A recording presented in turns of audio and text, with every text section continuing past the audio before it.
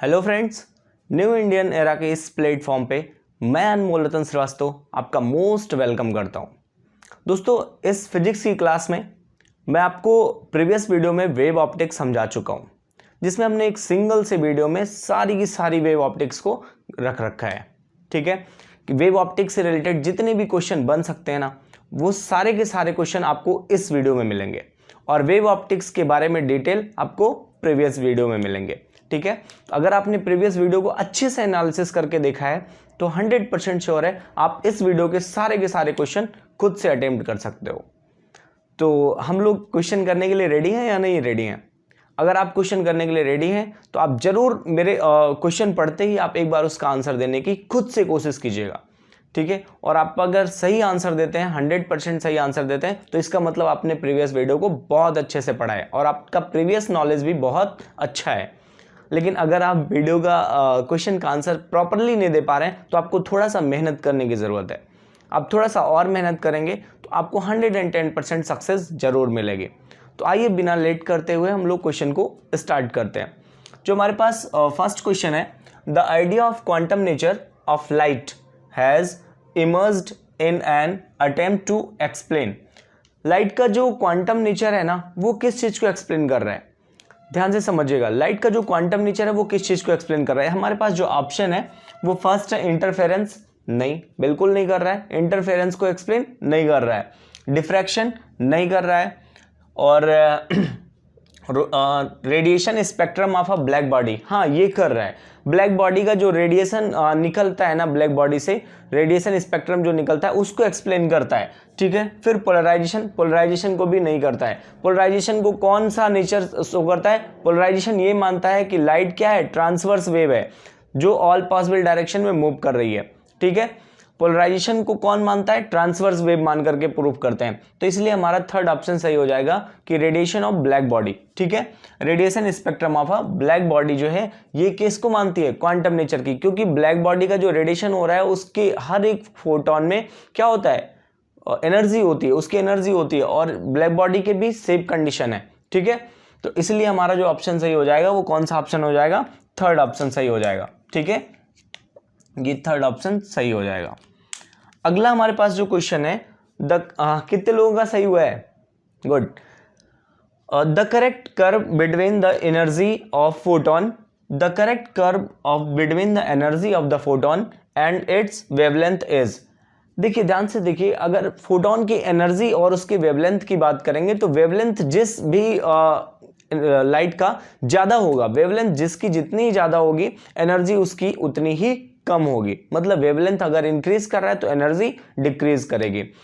तो wavelength increase कर रहा है तो एनर्जी डिक्रीज करेगी। उसके लिए हमारे पास एक ऑप्शन है, दो ऑप्शन है। एक तो ये बन रहा है, फर्स्ट ऑप्शन में भी हो सकता है और सेकंड ऑप्शन में भी हो सकता है। बाकी ये दोनों तो कतई नहीं होंगे, बिल्कुल नहीं होंगे ना, क्योंकि इन दोनों सेकंड की बात करें, सेकंड में हमारे पास ध्यान से देखिएगा एनर्जी भी इंक्रीज हो रही है, वेवलेंथ भी इंक्रीज हो रहा है। ये तो पॉसिबल नहीं है कि एनर्जी भी इंक्रीज हो और वेवलेंथ भी इंक्रीज हो। और फर्स्ट ऑप्शन में क्या है, ध्यान से देखिएगा, फर्स्ट ऑप्शन में जो हमारा वेवलेंथ क्या है, मिनिमम है, उस टाइम हमारी एनर्जी क्या है, मैक्सिमम है। फिर जैसे जैसे हम वेवलेंथ को इंक्रीज करते जा रहे हैं हमारी एनर्जी डिक्रीज होती चली जा रही है। फिर एक टाइम के बाद होता क्या है, एनर्जी कांस्टेंट हो जाती है और वेवलेंथ लगातार इंक्रीज होता रहता है। तो ये चांस होने के चांसेस बनते हैं।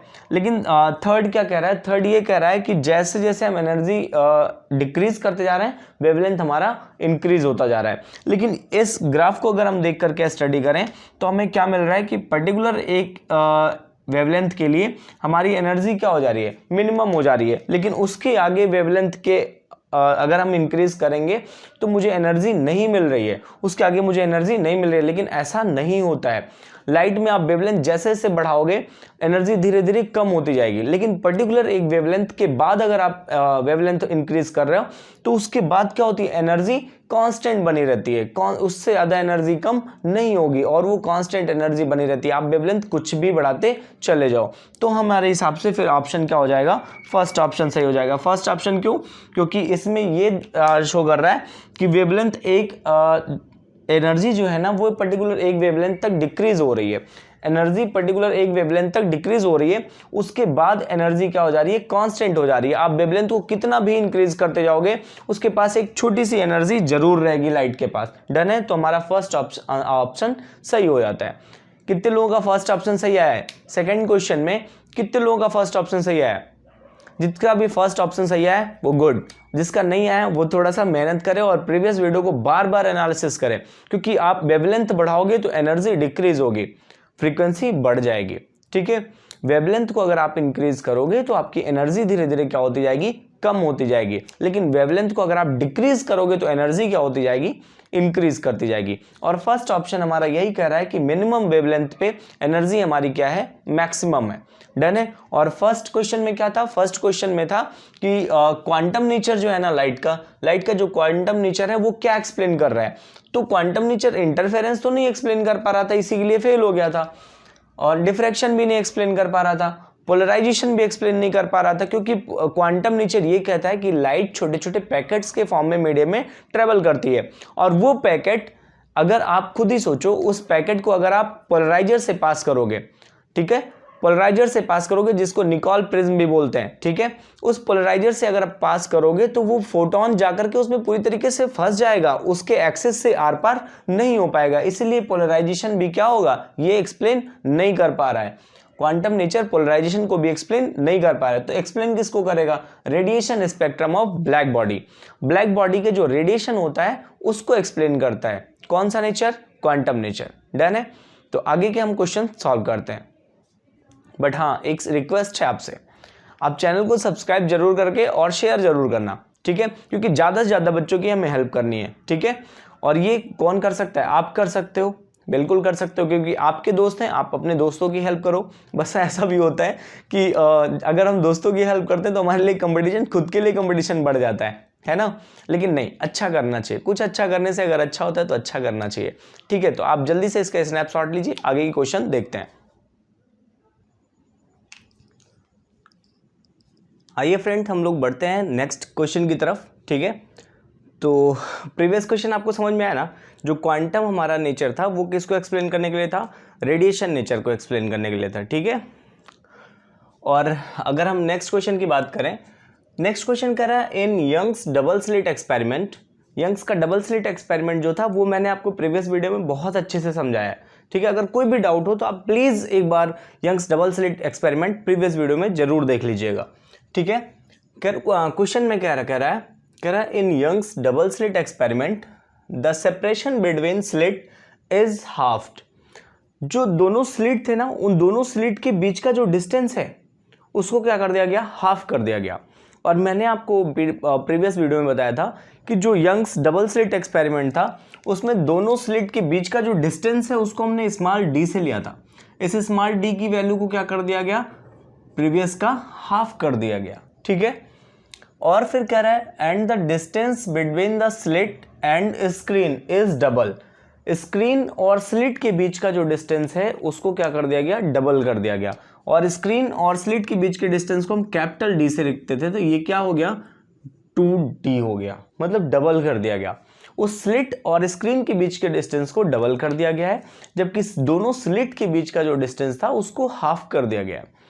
फिर आपसे कह रहा है द फ्रिंज विड्थ इज, जो फ्रिंज की विड्थ होती है जिसको हम बीटा से रिप्रेजेंट करते थे वो आपको बताना है। यहाँ पे यंग्स डबल स्लिट एक्सपेरिमेंट से 110% होता है, एक ना एक क्वेश्चन आपको पूछा जाना है। तो मैंने कोशिश करी है यंग्स डबल स्लिट से जितने भी क्वेश्चन बन सकते हैं सारे की सारी पॉसिबिलिटी क्वेश्चन के आपके यहाँ पे वीडियो में जरूर मिलेंगे। तो आप लोग एंजॉय करते रहिए और समझते रहिए यंग्स डबल स्लिट एक्सपेरिमेंट, नहीं पूरी की पूरी वेव ऑप्टिक्स, ठीक है। तो क्वेश्चन के अकॉर्डिंग हमारे पास जो गिवन था वो ये गिवन था कि दोनों स्लिट के बीच का जो डिस्टेंस है उसको मैंने हाफ कर दिया गया है, और स्लिट और स्क्रीन के बीच का जो डिस्टेंस है उसको डबल कर दिया गया। तो आपका फ्रिंज विड्थ कितना हो जाएगा ये मुझे बताना है, फ्रिंज विड्थ। और फ्रिंज विड्थ को मैंने बीटा से रिप्रेजेंट किया था, तो बीटा का जो हमारे पास फार्मूला था ना, beta is equal to lambda capital D upon small d था। बीटा का जो फार्मूला था वो क्या था, lambda capital D upon small d. तो अब मुझे बीटा की वैल्यू निकालनी है। आप ध्यान से देखो, इस कैपिटल डी को क्या कर दिया गया है, डबल डी कर दिया ना, डबल कर दिया गया। कैपिटल डी को डबल कर दिया गया, मतलब न्यूमरेटर में मेरे पास क्या आ गया 2 आ गया, और स्मॉल डी को क्या कर दिया गया हाफ कर दिया गया। तो जब स्मॉल डी की जगह आप हाफ रखोगे वैल्यू ना, तो ये क्या हो जाएगा हाफ 2 ऊपर चला जाएगा, और ये टोटल फ्रिंज विड्थ क्या आ जाएगा 4 टाइम आ जाएगा। अब ध्यान से देखिए 4 टाइम का ऑप्शन कौन है, अनचेंज्ड होगा ही नहीं, अनचेंज्ड नहीं होगा। फिर हाफ नहीं हो रहा है, क्या हो रहा है डबल भी नहीं हो रहा है ना, क्योंकि ये 2 और 2 ऊपर जाकर के कितना हो जा रहा है क्वाड्रुपल्ड हो रहा है। ठीक है, तो ये 4 टाइम इंक्रीज कर जाएगा। डन है, समझ में आया कि नहीं आया? क्योंकि स्क्रीन और स्लिट के बीच का जो डिस्टेंस है उसको क्या कर दिया गया, 1 मिनट बच्चे सॉरी, रात का टाइम होने की वजह से क्या होता है ना कि कुत्ते बहुत ज़्यादा ही आवाज़ करने लगते हैं। ठीक है, तो इस वजह से थोड़ा सा आवाज़ आ गया था और उसको हमने कैंसिल आउट किया। चलो ठीक है, हम लोग बात करते हैं, क्वेश्चन को सॉल्व कर रहे होते हैं, यंग्स डबल स्लिट से रिलेटेड क्वेश्चन को सॉल्व कर रहे थे। देखिए क्वेश्चन में हमारे कह रहा था कि दोनों स्लिट के बीच का जो डिस्टेंस है ना उसको मैंने हाफ कर दिया है, मतलब स्लिट को बहुत पास ला दिया है, और जो स्लिट और स्क्रीन के बीच का डिस्टेंस है उसको मैंने डबल कर दिया है। स्लिट और स्क्रीन के बीच के डिस्टेंस को हम बोलते हैं कैपिटल डी, और स्लिट के बीच का जो डिस्टेंस होता है उसको स्मॉल डी बोलते हैं। अब according to width of the fringe beta is equal to क्या था, lambda capital D upon small d. अब आप देखिएगा जब हमने कैपिटल डी को क्या कर दिया, डबल कर दिया ना, कैपिटल डी को हमने डबल कर दिया है और स्मॉल डी को क्या कर दिया है, हाफ कर दिया है। कैपिटल डी को जब आप डबल करोगे ना तो ये कितना हो जाएगा, beta is equal to lambda 2d upon small d को जगह क्या लिखोगे d/2, और ये 2 ऊपर जाएगा तो बीटा इज इक्वल टू क्या हो जाएगा, लेमडा 4d अपन स्मॉल डी। तो ये कितनी टाइम इंक्रीज कर रहा है, बीटा देखिए पहले कितना था, lambda D upon small D, but अब कितना हो गया, लेमडा 4d अपन स्मॉल डी हो गया ना, मतलब 4 टाइम इंक्रीज कर गया है। तो हमारा ऑप्शन कौन सा है, अनचेंज्ड, हाफ, डबल या क्वाड्रुपल्ड हो गया। तो ये 4 टाइम इंक्रीज कर गया, मतलब क्वाड्रुपल्ड हो गया है ना, क्वाड्रुपल हो गया। समझ में आया? तो इस तरीके से आप यंग्स डबल स्लिट में फ्रिंज विड्थ फाइंड कर सकते हैं। डन है। अगला क्वेश्चन जो मैं आपको प्रीवियस वीडियो में शायद बताना मैं भूल गया था और मेरे ध्यान से उतर गया उस टाइम, वरना मैं आपको वहीं बता दिया होता कि the correct formula for fringe visibility, जो फ्रिंज विजिबिलिटी होती है उसका जो फार्मूला होता है वो आई max minus I minimum upon I max plus I minimum होता है।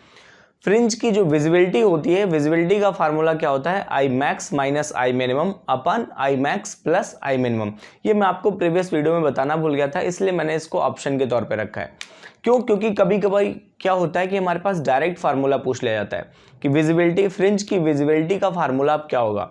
तो फ्रिंज की विजिबिलिटी का फार्मूला होगा आई max minus I minimum upon I max plus I minimum, जिसमें से हमारा ये ऑप्शन पहला सही है। और पहले ऑप्शन में क्या है, आई max minus I minimum upon I max plus I minimum. ये फ्रिंज की विजिबिलिटी का फार्मूला होता है जिसको आपको प्रिपेयर होना चाहिए, क्योंकि ये डायरेक्ट कभी कभी पूछ लिया जाता है एग्जाम में कि what is the formula for fringe visibility. तो विजिबिलिटी का जो फार्मूला होता है V is equal to I max minus I minimum upon I max plus I minimum. ध्यान रखिएगा न्यूमरेटर में माइनस होता है और डिनोमिनेटर में प्लस होता है, ठीक है।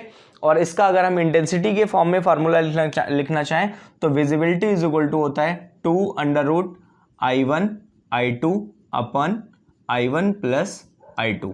ये विजिबिलिटी का फार्मूला होता है इंटेंसिटी के टर्म में। डन है। और अगर हाँ ये ठीक है, समझ में आया।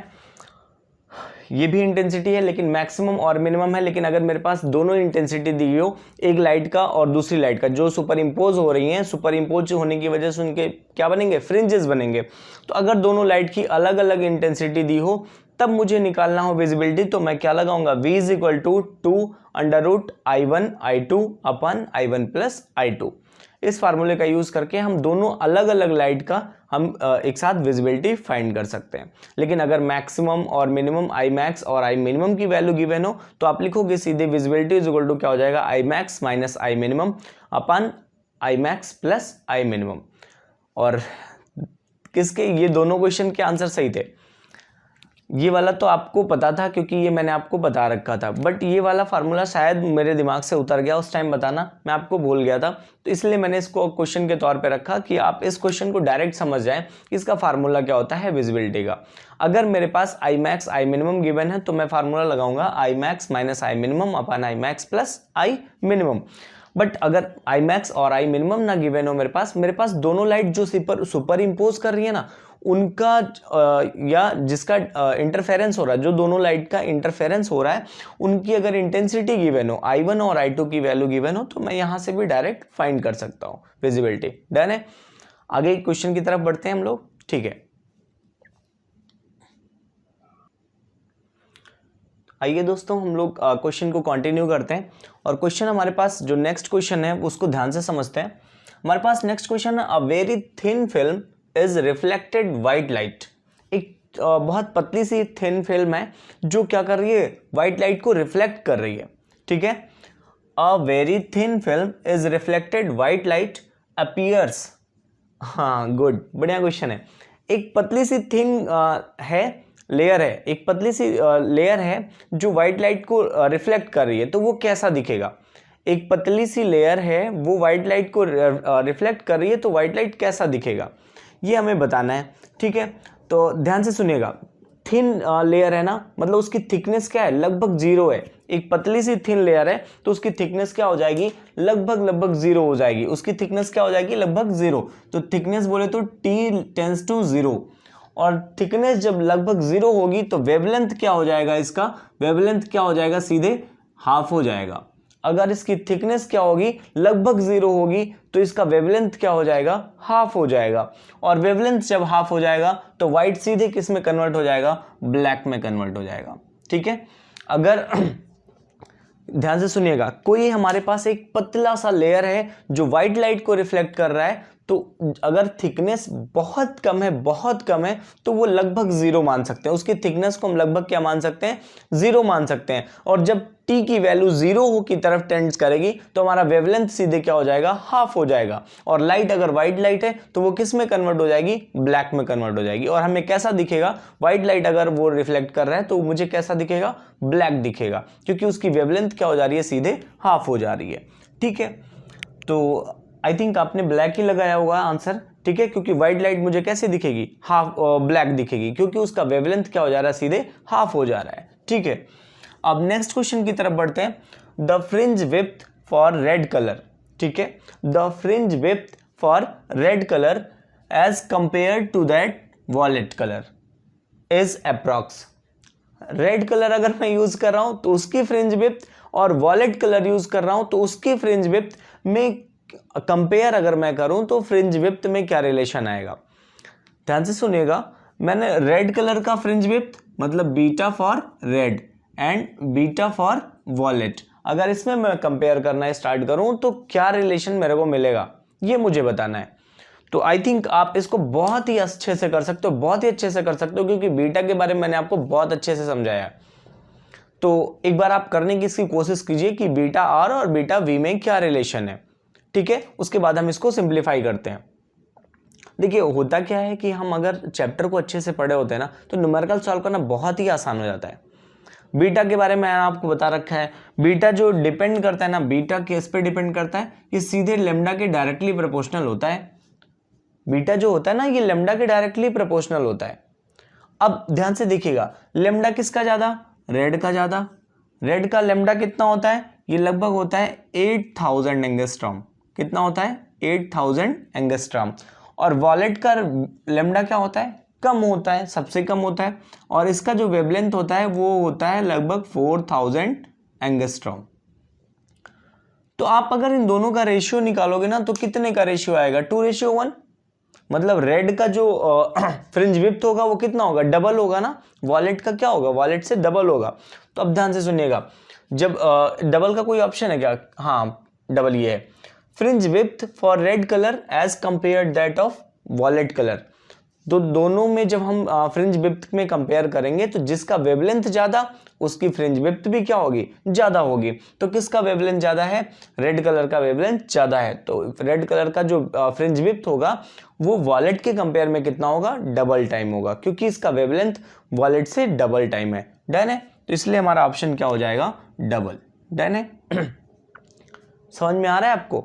ठीक है, तो आप आगे बढ़ते हैं कुछ नेक्स्ट क्वेश्चन के लिए। ठीक है, ध्यान से समझिएगा, the colour of bright fringe nearest central achromatic fringe, ठीक है, in the interference pattern with white light will be. Question एक बार फिर से समझते हैं, ध्यान से सुनिएगा। The colour of bright fringe nearest central achromatic fringe in the interference pattern with white light will be. जो हमारा सेंटर एक्रोमेटिक फ्रिंज बन रहा है ना, सेंटर का जो फ्रिंज बन रहा है उसके नियरेस्ट का जो हमारा ब्राइट फ्रिंज होगा, सेंटर के नियरेस्ट का जो ब्राइट फ्रिंज होगा उसका कलर कैसा होगा। ध्यान से सुनिएगा, सेंटर जो हमारा होता है वो सबसे ज्यादा ब्राइट होता है, सेंटर जो होता है वो सबसे ज्यादा ब्राइट होता है, और उसके नियरेस्ट का जो ब्राइटनेस होगा, सेंटर के जस्ट नियरेस्ट का जो ब्राइटनेस होगा, उस ब्राइटनेस का कलर क्या होगा। क्वेश्चन ये कह रहा है कि सेंटर तो हमारा ब्राइट होगा ही होगा, उस सेंटर के जस्ट बाद का जो ब्राइटनेस होगा ना वो किस कलर का होगा। ठीक है, तो आपको पता है कि जो हमारा ब्राइटनेस है सेंटर के जस्ट बाद वाला, उसकी इंटेंसिटी क्या होगी, हाई होगी। उस ब्राइटनेस की इंटेंसिटी क्या होगी, हाई होगी, है ना। और फ्रिंज विड्थ क्या होगा, फ्रिंज विड्थ बीटा जो है ना वो लेमडा के डायरेक्टली प्रोपोर्शनल है। और ध्यान से सुनिएगा, फ्रिंज विड्थ जो है वो लेमडा के डायरेक्टली प्रोपोर्शनल है, और सेंटर के जस्ट बाद उसका वेवलेंथ तो कम होगा क्योंकि फ्रीक्वेंसी उसकी क्या है, हाई है। सेंटर के जस्ट बाद फ्रीक्वेंसी हाई है इसलिए उसका वेवलेंथ क्या होगा, कम होगा। ऐसा कौन सा इस ऑप्शन में है जिसका वेवलेंथ कम है और फ्रीक्वेंसी हाई है। वेवलेंथ कम है मतलब बहुत ही मिनिमम है और फ्रीक्वेंसी बहुत ही हाई है, ऐसा कौन सा ऑप्शन है। इसमें हम वॉलेट को अगर थोड़ी देर के लिए स्टॉप रखते हैं ना, जो ऑप्शन हमारा वॉलेट है इसको थोड़ा स्टॉप रखते हैं। रेड की अगर बात करते हैं तो रेड का क्या होता है, वेवलेंथ हाई होता है और फ्रीक्वेंसी कम होती है, तो ये सेंटर के पास तो हो नहीं सकता है। फिर ग्रीन की बात करते हैं तो वॉलेट के कंपेयर में ये भी पीछे है, और येलो की बात करते हैं तो ये भी क्या है, वॉलेट के कंपेयर में पीछे है, क्योंकि इन सब का वेवलेंथ क्या है, वॉलेट के कंपेयर में ज्यादा है। इसलिए सेंटर के पास कौन सा कलर होगा, सेंटर के पास कलर कौन होगा, वॉलेट होगा। ठीक है, क्योंकि वॉलेट की जो है वेवलेंथ कम है और फ्रीक्वेंसी हाई है, इसलिए सेंटर तो सबसे ज्यादा ब्राइट होगा, उसके जस्ट बाद कौन सा ब्राइटनेस आएगा, वॉलेट की आएगी। क्यों, क्योंकि इसका वेवलेंथ कम है और सेंटर के जस्ट बाद जो हमारा फ्रिंज बनेगा वो कैसा होगा, ब्राइट होगा, और ब्राइट होने की वजह से उसकी फ्रीक्वेंसी क्या होगी, हाई होगी। तो फ्रीक्वेंसी हाई इन सब में किसकी है, इन सारे के सारे में सबसे हाई फ्रीक्वेंसी है वॉलेट की, तो सेंटर के जस्ट बाद कौन होगा, वॉलेट कलर होगा। डन है, क्योंकि व्हाइट लाइट में किसका है, व्हाइट लाइट में ना, व्हाइट लाइट में सारे की सारे लाइट का कनेक्शन है या कॉम्बिनेशन बोल सकते हैं। व्हाइट लाइट में सारे की सारी लाइट का कॉम्बिनेशन है। इसमें विबग्योर आपने पढ़ा है ना, स्पेक्ट्रम पढ़ा है, स्पेक्ट्रम में क्या था, विबग्योर था ना, वॉलेट भी है, रेड भी है, ग्रीन भी है, येलो भी है। तो इन चारों ऑप्शन के अकॉर्डिंग मुझे देखना है, तो इन चारों ऑप्शन में wallet is the best option. ठीक है, तो हमारा जो करेक्ट ऑप्शन हो जाएगा वो क्या हो जाएगा, वॉलेट। समझ में आया कि नहीं आया, इसको स्पेक्ट्रम को बेस मान करके आप समझ सकते हैं, क्योंकि सेंटर के जस्ट बाद का ब्राइट मुझे डिफाइन करना था ना, तो ब्राइट के लिए क्या है, उसकी फ्रीक्वेंसी हाई होनी चाहिए, तो सेंटर के बाद फ्रीक्वेंसी हाई किसकी है, वॉलेट की है, तो हमारे लिए वॉलेट ऑप्शन सही हो जाएगा। तो आई होप आपको क्वेश्चन सॉल्व भी हो रहे होंगे, है ना, कि आप ऐसे ही तुक्का मारते चले जा रहे हो। नहीं, तुक्का मत मारना बच्चे, क्योंकि अगर आप इस क्वेश्चन को सॉल्व करते हो 110% श्योर है वेव ऑप्टिक्स से जो भी क्वेश्चन पूछे जाएंगे वो आपके इस वीडियो से ही पूछे जाएंगे। ठीक है, अब लक बाई चांस नहीं बोल सकते कि हाँ किस्मत आपकी खराब हो, बट मेरी तरफ से 100% कोशिश यही है कि आपको जितने भी टॉपिक वेव ऑप्टिक्स में बन सकते हैं वो सारे के सारे टॉपिक से क्वेश्चन आपको कवर करवाया जाए, जिससे आपको एक आइडिया लगा रहेगा कि इस टॉपिक को हम किस तरीके से सॉल्व कर सकते हैं। ठीक है, और बेसिकली जो मुझे फोकस करना है वो यंग्स डबल स्लिट एक्सपेरिमेंट को फोकस करना है। ठीक है, तो ये आप स्नैपशॉट लीजिए, फिर नेक्स्ट क्वेश्चन हम देखते हैं। आइए दोस्तों नेक्स्ट क्वेश्चन की तरफ बढ़ते हैं। नेक्स्ट क्वेश्चन हमारा जो कह रहा है वो ये कह रहा है, the device which produced highly coherent source. एक ऐसी डिवाइस जो हाईली कोहेरेंट सोर्स प्रोवाइड कर रहा है, उस सोर्स को क्या बोलेंगे या उस डिवाइस को क्या बोलेंगे। एक ऐसा सोर्स या ऐसा एक डिवाइस जो हाईली कोहेरेंट सोर्स प्रोवाइड कर रहा है वो क्या हो सकता है, Fresnel biprism, Young's double slit, laser, Lloyd's mirror. Lloyd's mirror तो आपने इस चैप्टर में पढ़ा ही नहीं है, तो लॉयड्स मिरर तो ऐसे ही कैंसिल हो गए, ये ऐसे ही गलत हो गया। ठीक है, क्योंकि इनके बारे में आपने पढ़ा ही नहीं है। और अगर पढ़ा नहीं है तो 100% ये इस चैप्टर से हो नहीं सकते, चैप्टर से तो हैं लेकिन यहाँ के लिए नहीं है, ठीक है। तो लॉयड्स मिरर तो वैसे ही कैंसिल आउट हो गया। अब बात करते हैं फ्रेनेल बाइप्रिज्म और यंग्स डबल स्लिट, ठीक है। तो ऐसा कौन सा सोर्स है, सोर्स की बात किया जा रहा है, कौन सा सोर्स है जो हाईली कोहेरेंट सोर्स की तरह बिहेव कर रहा है। कोहेरेंट उसका कैसा होना चाहिए, उसका हाई होना चाहिए। तो इसमें से कौन सा है जिसकी कोहेरेंट हाई होगी। तो आप ध्यान से देखो, यंग्स डबल स्लिट में हम जैसा सोर्स लगाएंगे वैसा हमें कोहेरेंट मिलेगा, इंटरफेरेंस मिलेगा। फ्रेनेल बाइप्रिज्म में भी वही कंडीशन है से, और डिफरेंट हाईली किसका है, लेजर का होगा, क्योंकि लेजर की इंटेंसिटी क्या होती है, हाई होती है, बहुत हाई होती है। तो इसकी इंटेंसिटी अगर हाई है तो सबसे ज्यादा हाई कोहेरेंट वाला सोर्स कौन हो जाएगा, लेजर हो जाएगा, ठीक है। तो हमारा ऑप्शन क्या सही हो जाएगा, लेजर सही हो जाएगा, क्योंकि सबसे हाईली कोहेरेंट सोर्स इन ऑप्शन में से लेजर ही है, ठीक है। समझ में आया कि नहीं आया, ठीक है। अब अगले क्वेश्चन की तरफ बढ़ते हैं, टू सोर्सेस ऑफ लाइट, ठीक है। एक चीज ध्यान रखना, यंग्स के एक्सपेरिमेंट को जरूर फोकस करके पढ़ना, ठीक है, क्योंकि यंग्स का एक्सपेरिमेंट बहुत ही इंपॉर्टेंट है आपके लिए, ठीक है। तो आगे क्वेश्चन को पढ़ते हैं हम लोग, to sources of light of wavelength 2500 angstrom and 3500 angstrom. हमारे पास दो सोर्स ऑफ लाइट है जिनका जो वेवलेंथ है ना वो 2500 एंगस्ट्रॉम है और 3500 एंगस्ट्रॉम है, 2500 एंगस्ट्रॉम एंड 3500 एंगस्ट्रॉम, डन है। Are used in Young's double slit experiment simultaneously. इन दोनों को हम क्या करते हैं, यंग्स डबल स्लिट एक्सपेरिमेंट में यूज करते हैं, ठीक है। Which order of fringe of two wavelength pattern coincide. इसमें कह रहा है कि अगर इन दोनों को हम बारी बारी से यूज करते हैं, एक बार हमने क्या यूज किया 2500 एंगस्ट्रॉम वाले को, है ना, और दूसरे में हमने क्या यूज किया 3500 एंगस्ट्रॉम वाले को, ठीक है।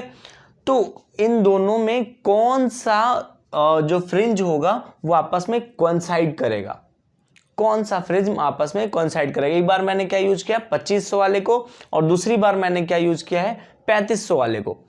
एक बार मैंने 2500 एंगस्ट्रॉम की वेवलेंथ को यूज किया लाइट में, और दूसरी बार जब मैंने यूज किया तो मैंने क्या यूज किया, मैंने 3500 एंगस्ट्रॉम की वेवलेंथ को यूज किया। तो कह रहा है कि अगर मैं इनको बारी बारी से यूज कर रहा हूं तो इनका कौन सा फ्रिंज होगा जो कोइंसाइड करेगा, ठीक है। तो हमने लेट किया ना कि ये 2500 वाले का n वाला जो फ्रिंज होगा वो क्या करेगा, कोइंसाइड करेगा, और अगर इसका n वाला कोइंसाइड करेगा तो 100% n ब्राइट फ्रिंज होगा ना वो इसको कोइंसाइड करेगा। तो 100% श्योर है इसका भी n-2, क्योंकि n-1 की बात करेंगे तो वो क्या हो जाएगा, अगर n वाला इसका ब्राइट है तो n-1 वाला क्या हो जाएगा, डार्क। और फिर कौन सा होगा, n-2 वाला होगा जो इसका ब्राइट होगा 35 के लिए, क्योंकि इसका वेवलेंथ ज्यादा है ना तो इसका जो फ्रिंज होगा वो पहले आएगा। इस अगर n नंबर पे मुझे कम वेवलेंथ वाले का ब्राइट फ्रिंज मिल रहा है तो उससे पहले ही इसका मिल जाएगा जो इसके साथ क्या करेगा, कोइंसाइड करेगा। तो अगर इसका n मिल रहा है तो हमने लेट किया इसका n-2 मिल रहा है ब्राइट फ्रिंज, जो आपस में क्या कर रहे हैं, कोइंसाइड कर रहे हैं। तो ध्यान से सुनिएगा, इसके लिए हमने लेट किया इसका जो nth वाला n नंबर वाला जो फ्रिंज है ब्राइट फ्रिंज वो इसके n-2 वाले से क्या कर रहा है, कोइंसाइड कर रहा है। 2500 एंगस्ट्रॉम का जो वेवलेंथ है का लाइट है, इसका कौन से नंबर का, n नंबर का जो फ्रिंज है वो 3500 के n-2 नंबर वाले फ्रिंज से क्या कर रहा है, कोइंसाइड कर रहा है। अब आपके मन में एक आइडिया आना चाहिए, एक क्वेश्चन आना चाहिए कि सर इसको n-2 क्यों किया, n+2 भी कर सकते थे, बिल्कुल कर सकते थे, लेकिन उस कंडीशन पे जब दोनों का वेवलेंथ क्या होता, इक्वल होता, या इस 3500 वाले का वेवलेंथ क्या होता, कम होता इस 2500 से।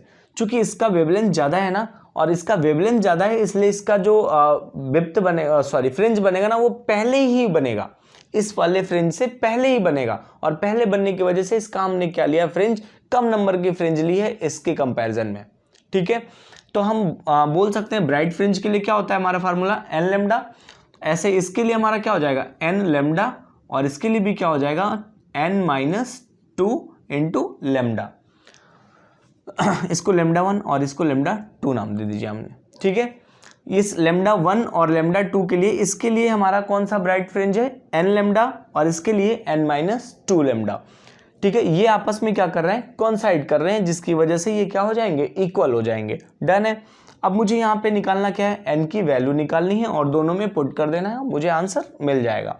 तो यहाँ पे मेरे पास क्या हो जाएगा, हाँ आप ऐसा बोल सकते हो सर कोई ट्रिक से इतना टाइम नहीं लगना है बच्चे, बस मैं आपको समझा रहा हूँ, इस वजह से यहाँ पे टाइम लग रहा है, क्योंकि आप समझ रहे हो चीज़ों को। अगर समझाना नहीं होता, मुझे डायरेक्ट लगाना होता, मैं अभी आपको कैलकुलेशन दिखाता हूँ कि कैलकुलेशन कितनी आसान है, और क्वेश्चन को आप बहुत ही यूँ समझ लो 30 सेकेंड भी नहीं लगने वाले, आप इसका आंसर बता सकते हो। ठीक है, तो आप एक बार सोल्यूशन को देखिए।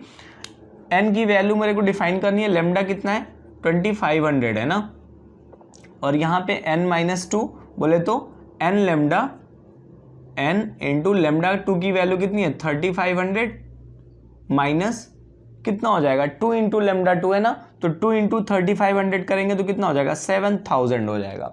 ठीक है, 3500 इंटू 2 करेंगे तो कितना हो जाएगा 7000 हो जाएगा। और ये 3500n, ये 2500n को इधर ट्रांसफर किया और 7000 को इधर ट्रांसफर किया, तो ये मेरे पास क्या हो जाएगा 7000 इज इक्वल टू 3500 में से जब आप 25 को सब्ट्रैक्ट करोगे तो कितना हो जाएगा 1000n। यहाँ से n की वैल्यू कितनी मिल गई आपको 7, n की वैल्यू कितनी मिल गई 7। अब ध्यान से देखो, इस फर्स्ट वाले का कौन सा नंबर का फ्रिंज होगा, 7th नंबर का होगा, और सेकंड वाले के लिए 7-2 बोले तो 5th नंबर वाला होगा। तो हमारे ऑप्शन में चेक करते हैं कि फर्स्ट वाले के लिए 7th और सेकंड वाले के लिए 5th नंबर का फ्रिंज कौन सा है। फर्स्ट में हमारे ऑप्शन में दे रखा है 3 ऑर्डर ऑफ फर्स्ट, मतलब फर्स्ट का कौन सा ऑर्डर 3 ऑर्डर, और सेकंड का 5th ऑर्डर, है ना। तो ये आपस में तो कॉन्साइड नहीं हो रहे हैं, फर्स्ट का 7 और सेकंड का 5th नंबर का ऑर्डर कॉन्साइड हो रहा है। तो फर्स्ट का 7 फर्स्ट का 7th और सेकंड का 5th, यहाँ पे ये ऑप्शन हमारे लिए क्या हो जाएगा, करेक्ट हो जाएगा। ठीक है, और नीचे के भी चेक कर लेते हैं। फर्स्ट का 5th कह रहा है तो फर्स्ट का 7th है, तो ये आंसर होगा ही नहीं। फर्स्ट का 5th कह रहा है तो ये भी आंसर नहीं होगा, क्योंकि फर्स्ट का जो हमें मिल रहा है वो 7th नंबर का फ्रिंज मिल रहा है, और सेकंड का कौन सा मिल रहा है 5th नंबर का फ्रिंज मिल रहा है, जो आपस में क्या कर रहे हैं, कॉन्साइड कर रहे हैं। ठीक है, तो आप चैनल को एक बार सब्सक्राइब जरूर कर लीजिएगा, अपने दोस्तों में शेयर जरूर कर दीजिएगा। भले ही कंपटीशन आपकी बढ़ जाए, लेकिन कोई बात नहीं, आपके दोस्त का भला होता है तो भी खुश होना चाहिए। ठीक है, तो आप अगर आपके क्वेश्चन सॉल्व हो जा रहे हैं और आपको लग रहा है कि हाँ आपने एक्चुअल में मेहनत कर रखा है, आपने प्रीवियस वीडियो को बहुत अच्छे से समझा है, तो 100% आपके क्वेश्चन सॉल्व होंगे। ठीक है, तो आप वीडियो को शेयर जरूर कर दीजिए। ठीक है, इसका स्नैपशॉट लीजिए, फिर आगे हम नेक्स्ट क्वेश्चन को सॉल्व करते हैं।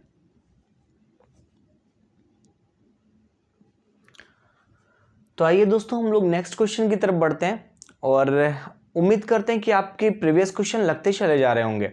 ठीक है, और जो नहीं लग रहे होंगे उनको लगाने के लिए आप वीडियो को जरूर देखें प्रीवियस का, क्योंकि प्रीवियस वीडियो से ही सारे के सारे क्वेश्चन बन सकते हैं, क्योंकि प्रीवियस वीडियो में मैंने सारे चैप्टर को कवर कर रखा है। ठीक है, तो आप प्रीवियस वीडियो को देखने के बाद जब क्वेश्चन को सॉल्व करेंगे तो आपको लगभग सारे क्वेश्चन सॉल्व हो जाएंगे। ठीक है, तो आइए हम लोग नेक्स्ट क्वेश्चन की तरफ बढ़ते हैं। हमारे पास अगला क्वेश्चन गिवन है कि coherence is a measure of. जो कोहेरेंस होता है वो किसको मेजर करता है, कोहेरेंस जो होता है वो किसको मेजर करता है। पहला ऑप्शन है capability of producing interference by waves. Second option है waves being diffracted, waves being reflected, waves being refracted. तो कोहेरेंस जो होता है ना, वो कोहेरेंस इंटरफेरेंस पैटर्न को ही मेजर करता है, और इंटरफेरेंस पैटर्न में हमें क्या मिलता है, मैक्सिमा और मिनिमा मिलते हैं, ना कि ये डिफ्रैक्टेड, रिफ्लेक्टेड और रिफ्रैक्टेड को एक्सप्लेन कर रहा है। नहीं, कोहेरेंस इंटरफेरेंस पैटर्न को ही मेजर करता है। डन है, तो हमारा पहला ऑप्शन सही हो जाएगा क्या, कि coherence is measure of capability of producing interference. Interference की कैपेबिलिटी को ये मेजर करता है, ना कि वेव्स के रिफ्लेक्शन, रिफ्रैक्शन, डिफ्रैक्शन, इन सबको मेजर कर रहा है, बल्कि कोहेरेंस जो है वो किसको मेजर करता है, capability of producing interference pattern. ठीक है, इंटरफेरेंस के पैटर्न को प्रोड्यूस करने की जो कैपेबिलिटी है ना, उसको मेजर करता है। ठीक है, नेक्स्ट क्वेश्चन की तरफ बढ़ते हैं। नेक्स्ट क्वेश्चन है अपने पास, when light travels from an optically rarer medium, when light travels from an optically rarer medium to an optically denser medium, the velocity decrease because change in. जब light rarer medium से कैसा है, वो है optically rarer medium है। हाँ ठीक है, अगर लाइट जो है वो रेयरर मीडियम से डेंसर मीडियम में एंटर करती है तो उसकी वेलोसिटी डिक्रीज हो जाती है। ऐसा क्यों है? और यही न्यूटन एक्सप्लेन नहीं कर पाए थे। न्यूटन का जो पार्टिकल नेचर था ना, जिसके लिए उन्होंने कॉर्पस्कुलर थ्योरी दी थी, और कॉर्पस्कुलर थ्योरी को उन्होंने बेस मान करके रिफ्लेक्शन रिफ्रैक्शन को एक्सप्लेन कर दिया था, बट वो ये नहीं बता पाए थे कि लाइट जो है वो रेयरर मीडियम में फास्ट ट्रेवल करती है जबकि डेंसर मीडियम में स्लो ट्रेवल करती है। न्यूटन यहीं तो फेल हुए थे ना। तो न्यूटन यहाँ जब फेल हुए थे तो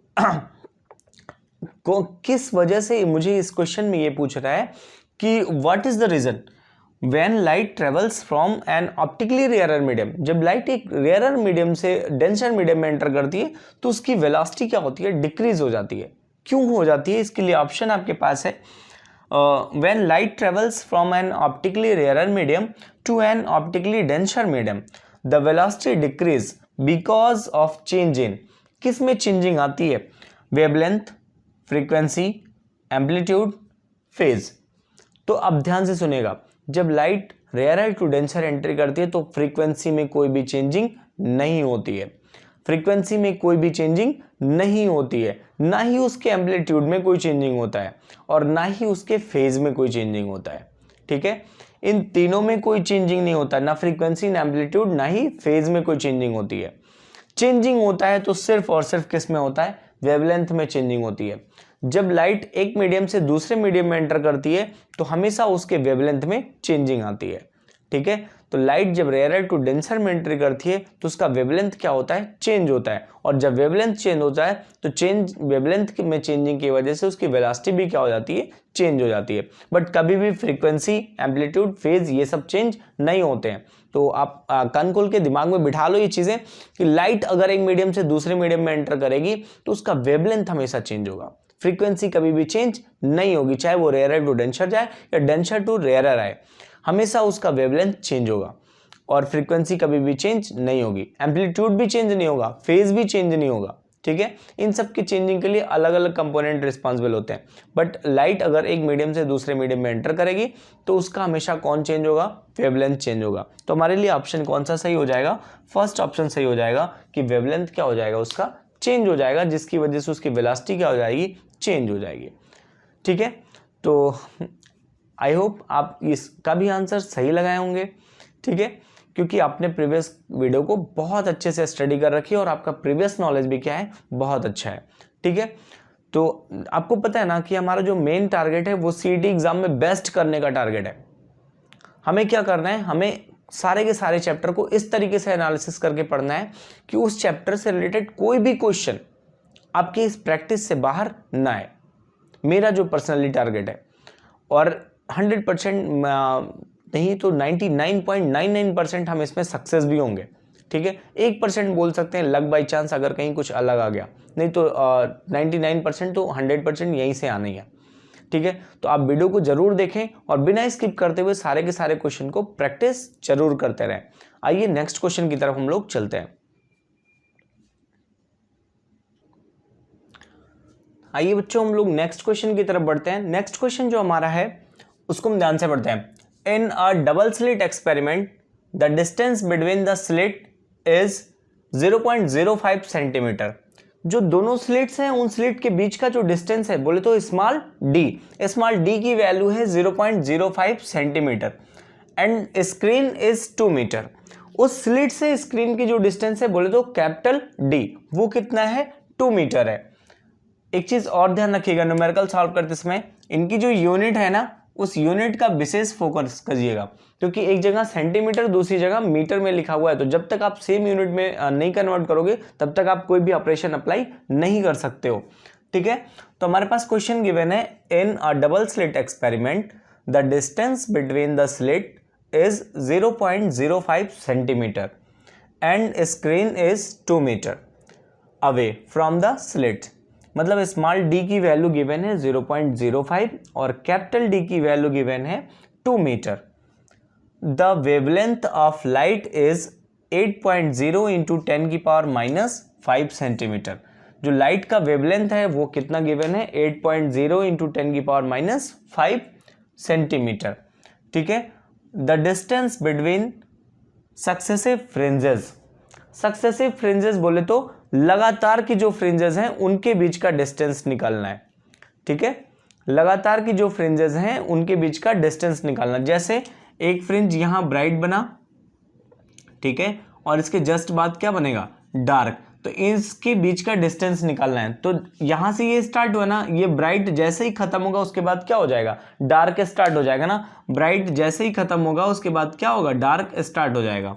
तो ब्राइट जैसे ही खत्म होगा उसके बाद डार्क स्टार्ट हो जाएगा, मतलब दो लगातार फ्रिंजेस के बीच का जो गैप है वो किसके इक्वल है, बैंड विड्थ के, फ्रिंज विड्थ के ना। जो ये फ्रिंज का विड्थ है इसी के तो इक्वल होगा ना। देखो एक फ्रिंज की विड्थ जो है उसके जस्ट बाद क्या है, दूसरी फ्रिंज स्टार्ट हो जा रही है। तो दो लगातार फ्रिंजेस के बीच का डिस्टेंस कितना हो जाएगा, किसी एक फ्रिंज के विड्थ के इक्वल हो जाएगी। ध्यान से समझो, एक बार फिर से इसको समझाने की कोशिश करते हैं आपको। अगर मेरे पास ये सपोज ब्राइट फ्रिंज है, ठीक है, ये ब्राइट फ्रिंज है, इसके जस्ट बाद कौन सी फ्रिंज स्टार्ट होगी, डार्क फ्रिंज स्टार्ट होगी। ठीक है, ब्राइट डार्क इस तरीके से मिलेगा। फिर आपको कौन सी फ्रिंज मिलेगी, ब्राइट मिलेगा, है ना, और फिर इसके बाद आपको क्या मिलेगा, डार्क फ्रिंज मिलेगा। ठीक है, इस तरीके से फ्रिंज पैटर्न आपको लगातार मिलता चला जाएगा। अब कह रहा है दो सक्सेसिव, मतलब दो लगातार जो फ्रिंजेस हैं उनके बीच का डिस्टेंस कितना होगा, है ना। तो ध्यान से देखिए, एक फ्रिंज ये हो गया, दूसरा फ्रिंज ये हो गया, एक ब्राइट ये हो गया, दूसरा डार्क ये हो गया। इन दोनों के बीच का जो डिस्टेंस है वो क्या ये फ्रिंज विड्थ के इक्वल नहीं है, इस फ्रिंज विड्थ के इक्वल ही तो बोल सकते हैं। और फ्रिंज विड्थ होता क्या है, beta is equal to lambda capital D upon small d. अब इस पे रख करके हम इसको सॉल्व कर लेते हैं। ठीक है, तो इसको जब सिंप्लीफाई करते हैं तो ध्यान से देखिए मुझे वैल्यू क्या मिलती है।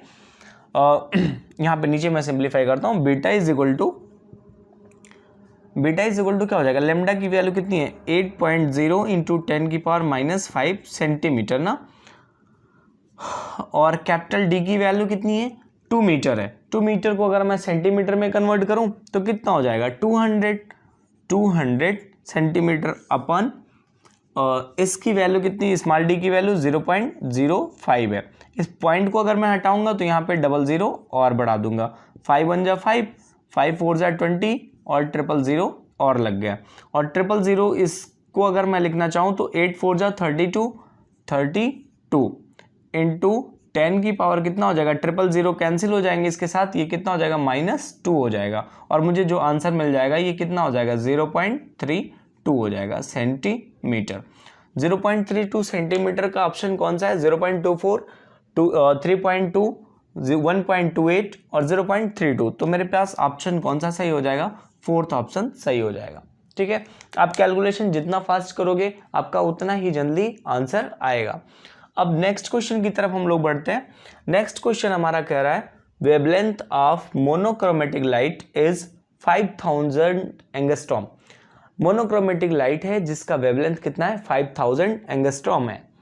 Then its wave number is, तो इसका वेव नंबर क्या होगा। देखिए कुछ ऐसे टॉपिक्स होते हैं जिनको मैंने क्लास में कवर नहीं कर पाया, क्योंकि क्या होता है कि आप कॉन्टिन्यूसली अगर आपको क्लास लेना है तो उसमें कुछ टॉपिक होते हैं जो माइंड से हट जाते हैं, लेकिन ऐसा भी नहीं कि मैं उन टॉपिक को छोड़ सकूं। ठीक है, तो वेव नंबर भी मुझे देखा कि मैंने उस टॉपिक में कवर नहीं किया, उस वीडियो में मैंने कवर नहीं किया, तो कहीं ना कहीं मैं उस क्लास को और इस क्लास को अगर आप एक साथ कंबाइन करके देखते हो, है ना, उस क्लास को देखने के बाद आप इस क्लास को भी देखते हो, फिर एक साथ आप पूरी तरीके से स्टडी करते हो दोनों क्लास की 110% से, और कोई भी टॉपिक आपको बाहर नहीं मिलेगा।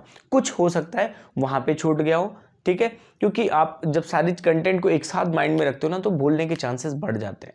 बट उसके लिए मैं आपसे सॉरी बोलना चाहूँगा, क्योंकि वहाँ पे जो चीज़ें बोली हैं मेरे से वो मैंने यहाँ पे कवर कर दी हैं, 100% कवर कर दिया। जैसे मैंने आपको विजिबिलिटी का फार्मूला मैं वहाँ पे भूल चुका था बताना आपको कि विजिबिलिटी का जो फार्मूला होता है I maximum minus I minimum upon I maximum plus I minimum, या इसी को अगर आप दोनों जो वेव यूज कर रहे हैं उन वेव की अगर इंटेंसिटी अलग अलग I1 I2 गिवन हो तो विजिबिलिटी का फार्मूला हो जाता है 2√I1 I2 upon I1 plus I2। ऐसे ही यहाँ पे मैंने आपको ये बताना मैं भूल गया था, वेव नंबर बताना मैं भूल गया था। वेव नंबर का जो फार्मूला होता है, वेव नंबर होता है 1/λ।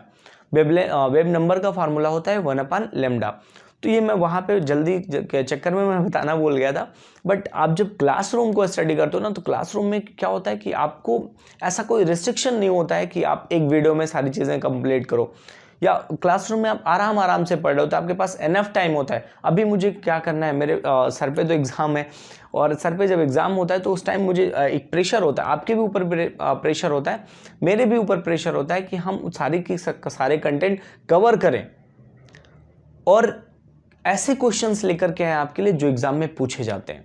तो ऐसे क्वेश्चन को ढूंढ पाना आसान नहीं होता है, क्योंकि इस दुनिया बहुत बड़ी है ना, कहाँ से क्वेश्चन बन जाए कोई कंप्लीट कंफर्म नहीं होता है। तो हो सकता है फर्स्ट वीडियो में ये सारी चीज़ें छूट गई हों, तो मैंने इस वीडियो में ज़रूर कवर किया उस चीज़ों को। तो आप पूरी की पूरी वीडियो को देखिएगा और सारे के सारे क्वेश्चन का एनालिसिस जरूर कीजिएगा। तो आइए हम लोग बढ़ते हैं वेव नंबर की तरफ। मैंने अभी आपको बताया वेव नंबर जो होता है वो 1/λ के इक्वल होता है। अगर मैं वेव नंबर को न्यू बार से रिप्रेजेंट कर रहा हूँ, वेव नंबर को मैंने किससे रिप्रेजेंट किया, न्यू बार से रिप्रेजेंट किया। Nu bar is equal to क्या हो जाएगा, 1/λ।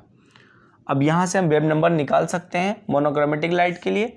1/λ की वैल्यू कितनी गिवन है, 5000 एंगस्ट्रॉम। 5000 एंगस्ट्रॉम की वैल्यू क्या होती है, 10⁻⁻10 मीटर। ठीक है, इस 10⁻⁻10 को अगर हम एबव लिख कर जा रहे हैं तो कितना हो जाएगा, 10⁻10/5000। ठीक है, अगर मैं इसको कंप्लीट ख़त्म करना चाहूँ तो मैं क्या लिख सकता हूँ, ध्यान से देखिएगा। इसको मैं इस तरीके से लिख सकता हूँ, 1,000 यहाँ लगे हुए हैं तो मैंने 40 लगा दिया, 40। ठीक है, और बचेगा क्या, 10⁻6। ठीक है, 10⁻6/5000 डन है। और 5000 जब मैंने इसको कैंसिल करना स्टार्ट किया तो 000 ये कैंसिल हो जाएगा, 5 1 जा 5, 5 2 जा 10। तो कितना बचा मेरे पास, 2 × 10⁻6 और मीटर इनवर्स हो जाएगा। 2 × 10⁻6 मीटर इनवर्स का ऑप्शन कौन सा है, ये हमारे पास 5000 × 10⁻10 मीटर, और दूसरा है 2 × 10⁵ मीटर, लेकिन हमारे पास 2 × 10�6 आ रहा है। तो हमारे पास थर्ड ऑप्शन है जो कि हमारे लिए क्या हो जाएगा, सही हो जाएगा। तो वेव नंबर निकालने का जो हमारे पास फार्मूला है वो क्या है, nu bar is equal to 1/λ। ये वेवलेंथ के इनवर्स होता है। ठीक है, तो आप प्रीवियस वीडियो को भी जरूर देखिएगा, इस वीडियो को भी पूरा देखिएगा, क्योंकि कुछ ऐसे टर्म्स हैं जो जल्दी के चक्कर में वहाँ पे मैं बताना आपको भूल गया, लेकिन इस वीडियो में मैंने उसको 100% कवर किया है। और आपके एग्ज़ाम के लिए दोनों ही वीडियो बहुत ही ज़रूरी हैं। साथ ही साथ आपके जो आने वाले वीडियो हैं वो सारे भी बहुत ज़रूरी हैं आपके लिए, क्योंकि सारी की सारी एनालिसिस ना आपको 1 या 2 वीडियो में मिल जाएंगी। पहले वीडियो में तो मैं पूरे चैप्टर को कवर करूंगा और सेकंड वीडियो में मैं न्यूमेरिकल को सॉल्व करूंगा, और कुछ ऐसे पोर्शन होते हैं जो चैप्टर में छूट जाते हैं, उसको मैं न्यूमेरिकल में पूरी तरीके से कवर करने की कोशिश करूंगा और 100% कवर भी करूंगा, क्योंकि एग्जाम को फोकस करना है मुझे। ठीक है, तो अब क्वेश्चन को हम आगे बढ़ाते हैं, इसका आप स्नैपशॉट लीजिए। दोस्तों नेक्स्ट क्वेश्चन अपने पास जो है वो क्या है, उसको हम लोग ध्यान से सॉल्व करते हैं। ठीक है, 2 coherent sources of intensities I1 and I2 produce an interference pattern. हमारे पास 2 कोहेरेंट सोर्सेस हैं जिनकी इंटेंसिटी क्या है, I1 और I2 है, और ये क्या प्रोड्यूस कर रही हैं, इंटरफेरेंस पैटर्न प्रोड्यूस कर रही हैं। इंटरफेरेंस पैटर्न में होता क्या है, मैक्सिमा मिनिमा कॉन्टिन्यूअस मिलता चला जाता है। ठीक है, तो 2 coherent sources of intensities I1 and I2 produce an interference pattern.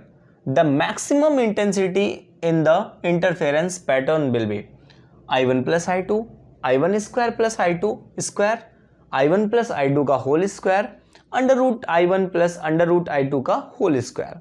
तो हमें ये डिफाइन करना है कि अगर 2 मेरे पास कोहेरेंट सोर्सेज हैं और उन दोनों कोहेरेंट सोर्सेज को मैंने लेकर के क्या बनाया, इंटरफेरेंस पैटर्न बनाया। ठीक है, जिनकी इंटेंसिटी क्या है, I1 और I2 है, तो मुझे मैक्सिमम जो इंटेंसिटी मिलेगी उसमें रिलेशन चाहिए। ठीक है, तो ध्यान से देखिए, इसको सिंप्लीफाई करते हैं।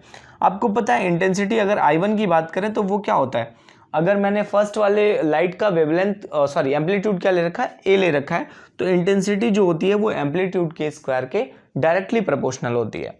ऐसे ही सेकेंड वाले के लिए भी मैं ले सकता हूँ, I2 जो है वो बी के स्क्वायर के डायरेक्टली प्रोपोर्शनल है, जहाँ पे ए और बी क्या है, फर्स्ट लाइट और सेकेंड लाइट का एम्पलीट्यूड होता है। डन है।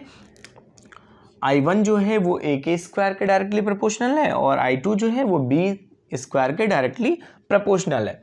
लेकिन जो I मैक्सिमम है ना, I मैक्सिमम है, I मैक्सिमम वो किसके इक्वल है, a प्लस बी के होल स्क्वायर के इक्वल है। ठीक है, और अगर मैं इसको ब्रेक करता हूं तो क्या हो जाएगा, a square plus b square plus 2ab। Done है।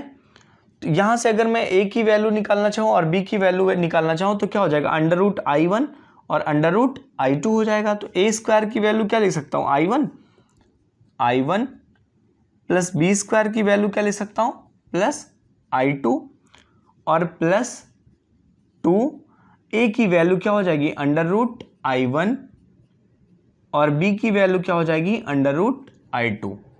ठीक है, और अगर इस क्वेश्चन को हम इस फॉर्म को हम ध्यान से अगर एनालिसिस करें तो मेरे पास क्या, मैं इसको लिख सकता हूं अंडर रूट I1 का square plus under root I2 का square plus 2 under root I1 under root I2।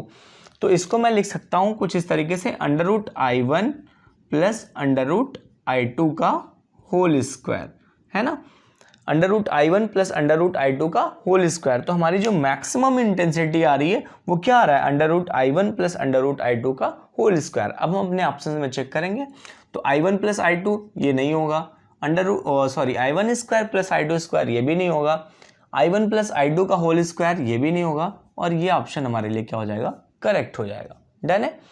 तो आपको पता है ना, इंटेंसिटी जो होती है वो एम्पलीट्यूड के स्क्वायर के डायरेक्टली प्रोपोर्शनल होती है। ठीक है, उसी को मैंने यूज किया और उसको सिंप्लीफाई कर लिया। अगला क्वेश्चन हम देखते हैं। अगला क्वेश्चन है for sustained interference. For sustained interference we need 2 sources which emit radiation. अगर मुझे इंटरफेरेंस चाहिए तो उसके लिए मुझे 2 सोर्स यूज करना है, और उन दोनों सोर्स के लिए क्या कंडीशन होना चाहिए, विथ सेम एम्पलीट्यूड, दोनों सोर्स का एम्पलीट्यूड सेम होना चाहिए, विथ सेम इंटेंसिटी, उनकी इंटेंसिटी भी क्या होनी चाहिए, सेम होनी चाहिए। ठीक है, तो आइए बच्चों हम लोग क्वेश्चन को देखते हैं फिर से। For sustained interference we need 2 sources which emit radiation.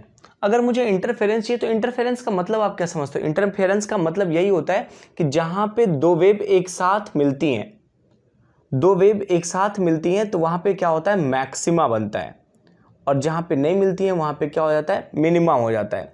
तो मैक्सिमा और मिनिमा बनने के लिए दोनों वेव को एक साथ मिलना जरूरी है, और एक साथ अगर नहीं मिलेंगी तो वो मैक्सिमा मिनिमा बनेगा ही नहीं, और मैक्सिमा मिनिमा नहीं बनेगा तो इंटरफेरेंस होगा ही नहीं।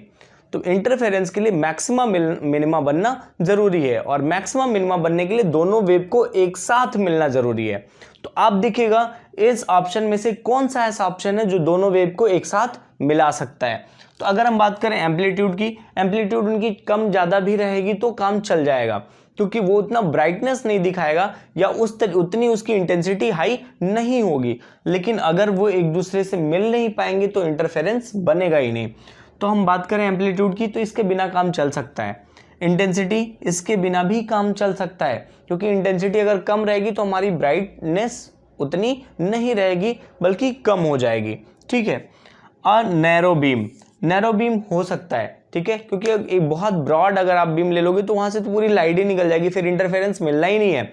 बट फोर्थ ऑप्शन है having a constant phase difference, ये कहीं हद तक ज्यादा है, क्योंकि अगर आप नैरो बीम नहीं भी लेते हो और थोड़ा सा आप हैवी लेते हो, लेकिन बहुत हैवी नहीं कि आप इतना बड़ा सा स्लिट लेकर के बैठो, आप बहुत माइन्यूट सा स्लिट लगाते हो, तो नैरो तो उतना खास नहीं। लेकिन ज़्यादातर जो ऑप्शन ज़्यादा मतलब जिसके सही होने की प्रायोरिटी है, जिसकी सही होने की प्रायोरिटी ज़्यादा है, वो ये ऑप्शन है, having a constant phase difference. अगर उसका फेज डिफरेंस कांस्टेंट नहीं रहा तो भी ये इंटरफेरेंस नहीं मिल पाएगा, क्योंकि फेज डिफरेंस अगर कांस्टेंट नहीं रहेगा तो एक वेव पहले इस तरीके से ट्रेवल करके चलेगी, फिर दूसरी उसके बाद यहाँ पे पहुंच रही है, तो दोनों एक दूसरे से कभी मिल नहीं पाएंगे। आप वैसे सोचिए, एक हस्बैंड वाइफ हैं, अब एक लोग गुस्सा होकर के पहले आगे निकल के चले जा रहे हैं और दूसरे लोग धीरे धीरे आ रहे हैं उनका पीछे करते हुए, तो क्या ये आपस में कभी मिल पाएंगे? नहीं।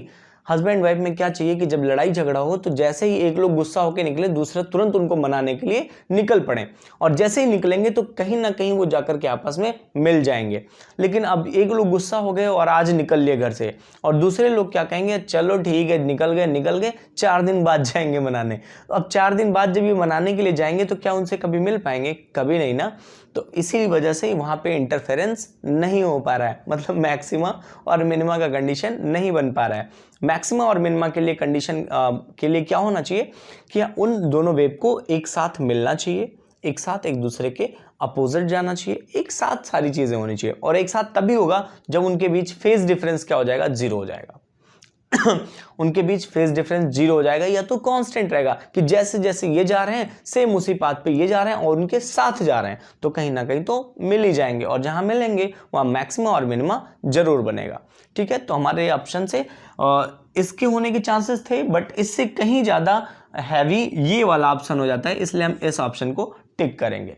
ठीक है, अगर कोई ये बोले कि नैरो बीम होना जरूरी है, हाँ बिल्कुल जरूरी है, लेकिन उससे कहीं ज़्यादा जरूरी ये है कि उनका फेज डिफरेंस क्या होना चाहिए, कांस्टेंट होना चाहिए। वैसे तो ये सारे रिस्पॉन्सिबल हैं, लेकिन उसमें सबसे ज़्यादा होने के लिए ज़रूरी क्या होना चाहिए कि उसका फेज डिफरेंस क्या होना चाहिए, कांस्टेंट होना चाहिए। डन है, तो इसका आप स्नैपशॉट लीजिए। नेक्स्ट क्वेश्चन हम लोग स्टडी करते हैं।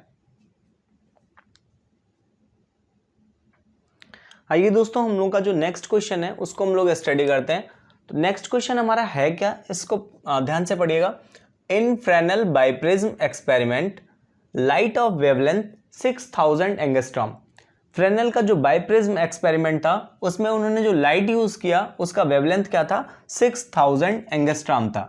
लाइट का वेवलेंथ कितना है, 6000 angstrom is used in the distance between the screen and prism is 120 centimetre.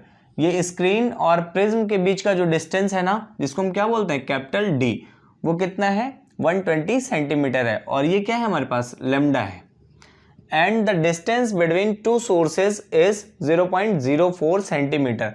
दो सोर्सेज बोले तो जो दोनों स्लिट का काम कर रहे थे वो कौन है, दोनों सोर्सेज हैं जिनके बीच का डिस्टेंस क्या होता है, स्मॉल डी, और उसकी वैल्यू है 0.04 सेंटीमीटर। ठीक है, तो आपको निकालना है the fringe width is, fringe width क्या होगा आपका, 0.2 centimetre, 0.10 centimetre, 0.18 centimetre and 0.12 centimetre. तो आइए हम लोग फ्रिंज विड्थ निकालना है। फ्रिंज विड्थ आपको पता है बीटा इज इक्वल टू क्या होता है, लेमडा कैपिटल डी अपान स्मॉल डी।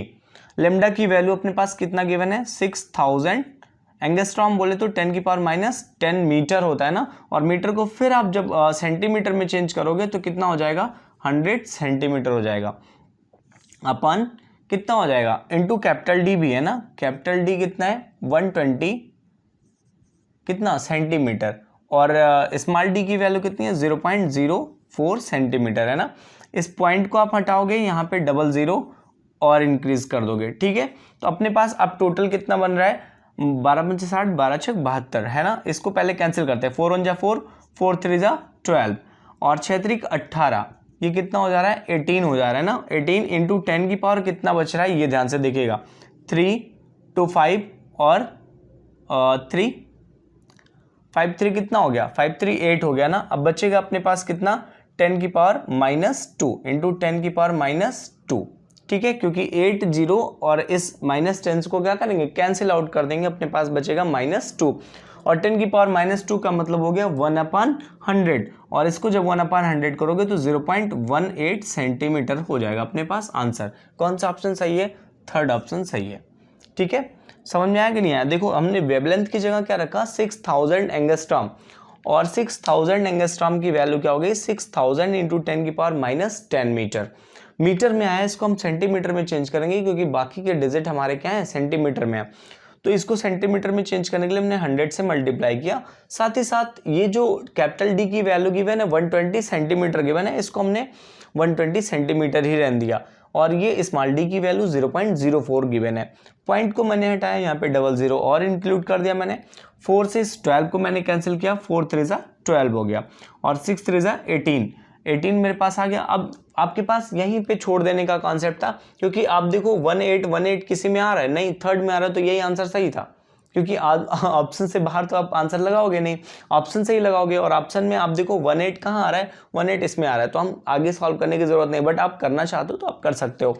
देखिएगा मेरे पास पॉजिटिव 0 कितने हो गए, 3 2 5 और 3 8 हो गए, और इस -10 में आप +8 करोगे तो -2 हो जाएगा अपने पास, और जिसकी वैल्यू क्या आ जाएगी 0.18 सेंटीमीटर आ जाएगा। नेक्स्ट क्वेश्चन देखते हैं। नेक्स्ट क्वेश्चन जो अपने पास है, when monochromatic light is replaced by white light. अगर आप मोनोक्रोमेटिक लाइट को क्या करते हो, व्हाइट लाइट से रिप्लेस करते हो इन फ्रेनेल बाइप्रिज्म अरेंजमेंट। जो फ्रेनेल का बाइप्रिज्म अरेंजमेंट था उसमें आप क्या करते हो, मोनोक्रोमेटिक लाइट की जगह व्हाइट लाइट का यूज करते हो, ठीक है। तो आपको सेंटर फ्रिंज कैसा मिलेगा, अगर आप मोनोक्रोमेटिक लाइट की जगह व्हाइट लाइट यूज करते हो तो आपको सेंटर का जो फ्रिंज मिलेगा वो कैसा मिलेगा, किस कलर में मिलेगा। तो ऑप्शन है coloured, white, dark, none of the above. अगर क्वेश्चन समझिएगा, मैंने फ्रेनेल का जो बाइप्रिज्म एक्सपेरिमेंट है उसमें मैं मोनोक्रोमेटिक लाइट का सिलेक्शन करता था। अगर मैं मोनोक्रोमेटिक लाइट की जगह व्हाइट लाइट यूज करूं तो क्या होगा, उसका सेंटर कैसा होगा, डार्क होगा, वाइट होगा, कलर्ड होगा, या इनमें से कोई नहीं होगा। तो ध्यान से सुनिएगा, जब मैं मोनोक्रोमेटिक लाइट की जगह व्हाइट लाइट यूज करूंगा और बाइप्रिज्म का एक्सपेरिमेंट कर रहे हैं तो सेंटर पे होगा सारे के सारे कलर एक साथ सेंटर पे मिलेंगे। सेंटर पे होगा क्या, सारे के सारे कलर एक साथ सेंटर पे मिलेंगे, और जब सारे कलर एक साथ सेंटर पे मिलते हैं तो सारे कलर का जो कॉम्बिनेशन, अरे लाइट कट गई बच्चे, हाँ हम लोग क्या समझ रहे थे, हम लोग समझ रहे थे कि जब सारे के सारे कलर एक जगह पे मिलेंगे, मैं ये बोल सकता हूँ इतनी रात को मैं अकेला नहीं जग रहा है ना, लाइट वाले भी जग रहे हैं लाइट को काटने के लिए, ठीक है। तो कभी भी अपने आप को अकेला नहीं समझना चाहिए, लाइट वाले आपका साथ देते रहते हैं लाइट काटने के लिए। ध्यान से समझिएगा, मैंने आपसे कहा था कि सेंटर की बात करते हैं, क्योंकि सेंट्रल फ्रिंज की बात करेंगे। सेंट्रल, जब व्हाइट लाइट को, ध्यान से सुनिएगा क्वेश्चन एक बार फिर से पढ़ लेते हैं एक बार। When monochromatic light is replaced by white light, monochromatic light को मैंने रिप्लेस कर दिया किससे, व्हाइट लाइट से, इन फ्रेनेल बाइप्रिज्म अरेंजमेंट में। जो फ्रेनेल का बाइप्रिज्म अरेंजमेंट था ना उसमें मोनोक्रोमेटिक लाइट यूज करते थे, लेकिन मोनोक्रोमेटिक की जगह मैं कौन सा लाइट यूज करूंगा, व्हाइट लाइट यूज करूंगा। और जब व्हाइट लाइट प्रिज्म से पास करेगी तो बहुत सारी लाइट उसमें से निकलेंगी, और सेंटर की अगर बात करें तो सेंटर पे सारे लाइट क्या करेंगे, एक साथ एक सेंटर पे मिलेंगी, और जब सारी की सारी लाइटें सेंटर पे एक साथ मिलती हैं तो सारे लाइट का कॉम्बिनेशन क्या होता है, व्हाइट लाइट होता है। तो सेंटर फिर कैसा हो जाएगा, व्हाइट हो जाएगा।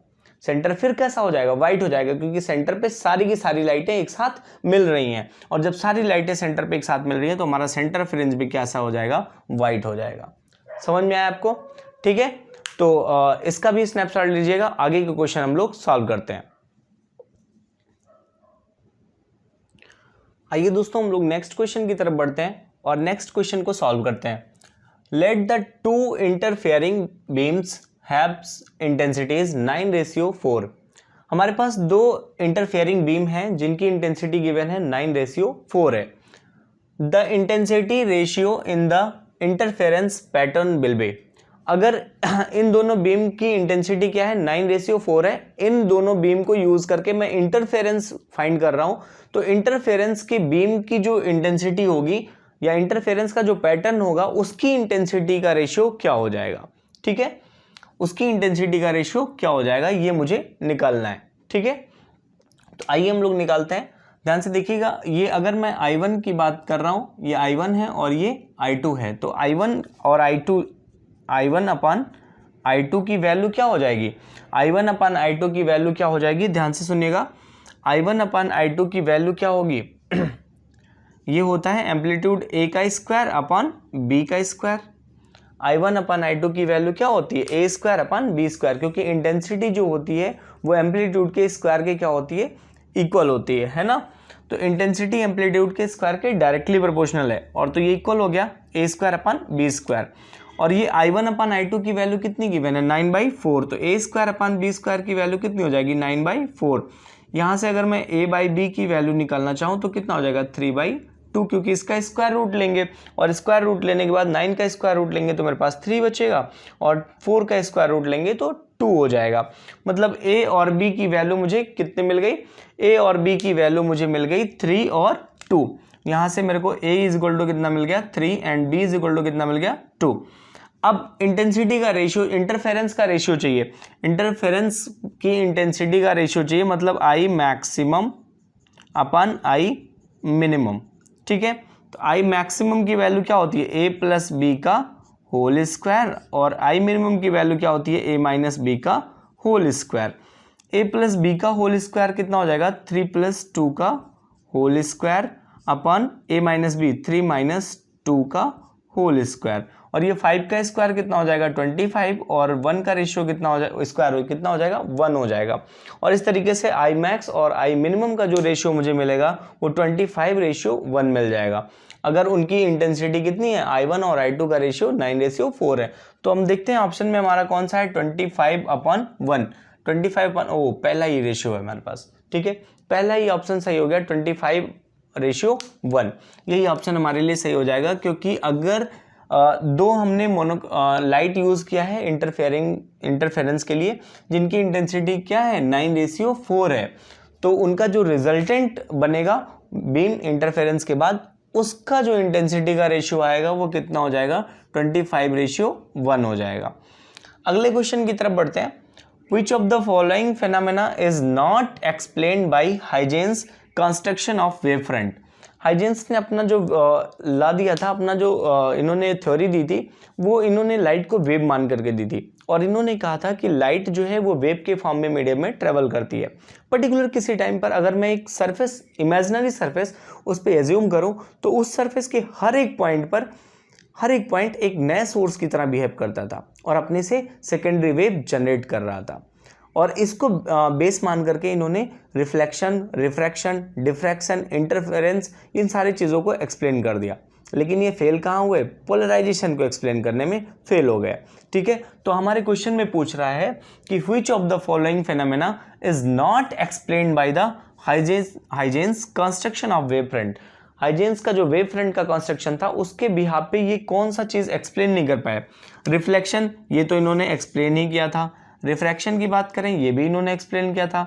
डिफ्रैक्शन, ये भी इन्होंने एक्सप्लेन किया। तो 100% इन्होंने क्या किया, ऑरिजिन ऑफ स्पेक्ट्रा ये एक्सप्लेन नहीं कर पाए। क्यों नहीं कर पाए, क्योंकि ध्यान से सुनिएगा, जब मैं इमेजिनरी सरफेस एज्यूम कर रहा था, तो उस सरफेस का हर एक पॉइंट एक सेकेंडरी सोर्स की तरह बिहेव करने लगता था, और जैसे ही उसकी आगे का हम वेव फ्रंट लेते थे, तो अब ये जो पहले वाला था ये अब हमारे पास प्राइमरी हो गया, और वो वाला फिर क्या हो गया, सेकेंडरी। ऐसे फिर जब लेंगे तो वो मेरे पास सेकेंडरी हो जाएगा, उसके पहले वाला प्राइमरी हो जाता है। तो हमें कहाँ से ओरिजिनेट हुआ है, हमारे पास स्पेक्ट्रा कहाँ से ओरिजिनेट हुआ है, इसका हम डेफिनेशन एग्जैक्ट पोजीशन नहीं बता सकते थे इस वेव फ्रंट के अकॉर्डिंग, क्योंकि हर एक क्या करता था, अपने से सेकेंडरी जनरेट करता था, और वो सेकेंडरी अपने पीछे वाले को क्या कर देता था, प्राइमरी बना देता था। तो अब हम ऐसे नहीं बता सकते थे कि ओरिजिनेट कहाँ से हुआ है। तो इसमें क्या नहीं एक्सप्लेन कर पाए, ओरिजिन ऑफ स्पेक्ट्रा इन्होंने एक्सप्लेन नहीं कर पाए। बाकी रिफ्लेक्शन, रिफ्रैक्शन, डिफ्रैक्शन, ये सारी चीज़ें इन्होंने एक्सप्लेन कर दी थी। ठीक है, तो इसको जब ये एक्सप्लेन नहीं कर पाए, तो ऑप्शन हमारा क्या सही हो जाएगा, 4th ऑप्शन सही हो जाएगा। ठीक है, तो आप इसका स्नैपशॉट लीजिए, बाकी हम नेक्स्ट क्वेश्चन को स्टडी करते हैं। जो नेक्स्ट क्वेश्चन अपने लिए है वो क्या है, to observe diffraction the size of an aperture. अगर मुझे डिफ्रैक्शन का पैटर्न चाहिए, ठीक है, डिफ्रैक्शन मुझे स्टडी करनी है, तो उसके लिए अपर्चर कितना साइज का होना चाहिए। मैंने आपको प्रीवियस में ही बता रखा था, प्रीवियस वीडियो में आपको बताया गया है कि अपर्चर कितना होना चाहिए। अपर्चर उस लाइट के वेवलेंथ के ऑर्डर का होना चाहिए। जो अपर्चर डिफ्रैक्शन के लिए हम यूज करते थे, वो अपर्चर किस रेंज का होना चाहिए, उस लाइट के वेवलेंथ के ऑर्डर का होना चाहिए। तो यहाँ पे कौन सा ऑप्शन अपना सही हो जाएगा, should be the same order of wavelength. ये पहला ऑप्शन अपने लिए सही हो जाएगा। और दूसरा देख लेते हैं, ऑप्शन देखने में क्या जा रहा है, should be much larger than the wavelength, ये पॉसिबल नहीं है। Have no relation to wavelength, ये भी नहीं होगा। शुड बी एग्जैक्टली λ/2, नहीं, ये भी नहीं होगा। तो हमारे पास क्या होना चाहिए, अपर्चर का जो साइज होना चाहिए वो क्या होना चाहिए, वेवलेंथ के ऑर्डर का होना चाहिए। तो हमारे लिए पहला ऑप्शन सही हो जाएगा। ठीक है, अगले क्वेश्चन की बात करें, Which of the following undergo maximum diffraction? Maximum diffraction कब होगा, तो ध्यान से सुनिएगा, डिफ्रैक्शन मैक्सिमम कब होता है? डिफ्रैक्शन जो है ये डिपेंड किस पे करता है, सबसे पहले हमें ये जानना चाहिए। तो डिफ्रैक्शन जो होता है ना, ये डिफ्रैक्शन डायरेक्टली प्रोपोर्शनल होता है वेवलेंथ के, ठीक है। डिफ्रैक्शन जो है ये वेवलेंथ के डायरेक्टली प्रोपोर्शनल होता है। तो अब ध्यान से देखिएगा, किसका वेवलेंथ ज़्यादा है उसी का डिफ्रैक्शन क्या होगा? ज़्यादा होगा, ठीक है। तो ध्यान से सुनिएगा, डिफ्रैक्शन किसका ज़्यादा होगा? अल्फा रे, गामा रे, रेडियो वेव्स और लाइट वेव्स। इन चारों में सबसे ज़्यादा वेवलेंथ किसका है? रेडियो वेव का है। इन चारों में सबसे ज़्यादा वेवलेंथ किसका है? रेडियो वेव का है। तो डिफ्रैक्शन भी सबसे ज़्यादा किसका होगा? रेडियो वेव का होगा। जिसका वेवलेंथ ज़्यादा उसका डिफ्रैक्शन उतना ही ज़्यादा होगा। तो इन चारों ऑप्शन में सबसे ज़्यादा वेवलेंथ किसका है? रेडियो वेव का है, इसलिए सबसे ज़्यादा डिफ्रैक्शन किसका होगा? रेडियो वेव का होगा। समझ में आया? तो अगर हम बात, कहीं भी डिफ्रैक्शन आपसे पूछा जा रहा है, मान लिया वो विबग्योर में पूछा जाए, तो विबग्योर में जिसका ज़्यादा वेवलेंथ होगा उसका डिफ्रैक्शन उतना ही ज़्यादा होगा। और डिफ्रैक्शन के लिए जो अपर्चर का साइज होना चाहिए वो वेवलेंथ के ही ऑर्डर का होना चाहिए, ठीक है। तो आप इसका स्नैपशॉट लीजिए, फिर हम नेक्स्ट क्वेश्चन को स्टडी करते हैं। जो नेक्स्ट क्वेश्चन अपने पास वो है, a slit of width 12 into 10 की power -7 metre is illuminated by light of wavelength 6000 angstrom. एक स्लिट है जिसकी विड्थ है हमारे पास 12 into 10 की पावर -7 मीटर। हमारे पास जो स्लिट की विड्थ है ना, W जिसको आप बोलते थे, उस स्लिट की विड्थ कितनी है? 12 into 10 की पावर -7 मीटर है। Is illuminated by light of wavelength 6000 angstrom. Then the angular width of the central maxima is approximate. आपको सेंट्रल मैक्सिमा का क्या निकालना है? एंगुलर विड्थ निकालनी है, ठीक है। एंगुलर विड्थ निकालनी है आपको किसकी? सेंट्रल मैक्सिमा की। तो ध्यान से देखिएगा, अगर हम एंगुलर विड्थ की बात करें, एंगुलर विड्थ की वैल्यू होती है 2 थीटा। एंगुलर विड्थ की वैल्यू कितनी होती है? 2 थीटा के इक्वल होती है। अब मुझे थीटा निकालना है ना, तो थीटा निकालने के लिए अपने पास क्या होता था formula A sin theta is equal to n lambda. अपने पास क्या क्वेश्चन होता था, ठीक है। सेंट्रल मैक्सिमा ना, मैक्सिमा निकालने के लिए क्या होता था? एन लेमडा ना, और मिनिमा के लिए क्या होता था? 2n-1 लेमडा बाई 2 होता था। बट यहाँ पे क्या है? A sin theta is equal to n lambda होता है ना, मैक्सिमा के लिए। सेंट्रल मैक्सिमा के लिए n इज इक्वल टू क्या होता है? 1 होता है। For central maxima n is equal to क्या हो जाएगा? 1। तो अपने पास क्या हो जाएगा? A sine theta is equal to lambda. तो sine theta is equal to क्या हो जाएगा? लेमडा अपन A, ठीक है। लेमडा अपने पास कितना गिवन है? 6000 एंगस्ट्रॉम। और A क्या है? Width of the slit. यहाँ पे जो हमने विड्थ ऑफ द स्लिट लिया है वो A से रिप्रेजेंट किया गया है, ठीक है, स्मॉल a से। ये एम्पलीट्यूड नहीं है, एम्पलीट्यूड नहीं समझना है इसको। ये क्या है? स्लिट का विड्थ है कि स्लिट जो हमारी है वो कितनी चौड़ी है। तो लेमडा की वैल्यू अपने पास गिवन है 6000 एंगस्ट्रॉम ना, 6000 एंगस्ट्रॉम बोले तो 10 की पावर -10 मीटर है, ठीक है। अपन ए की वैल्यू गिवन है 12 into 10 की पावर -7 मीटर, ठीक है।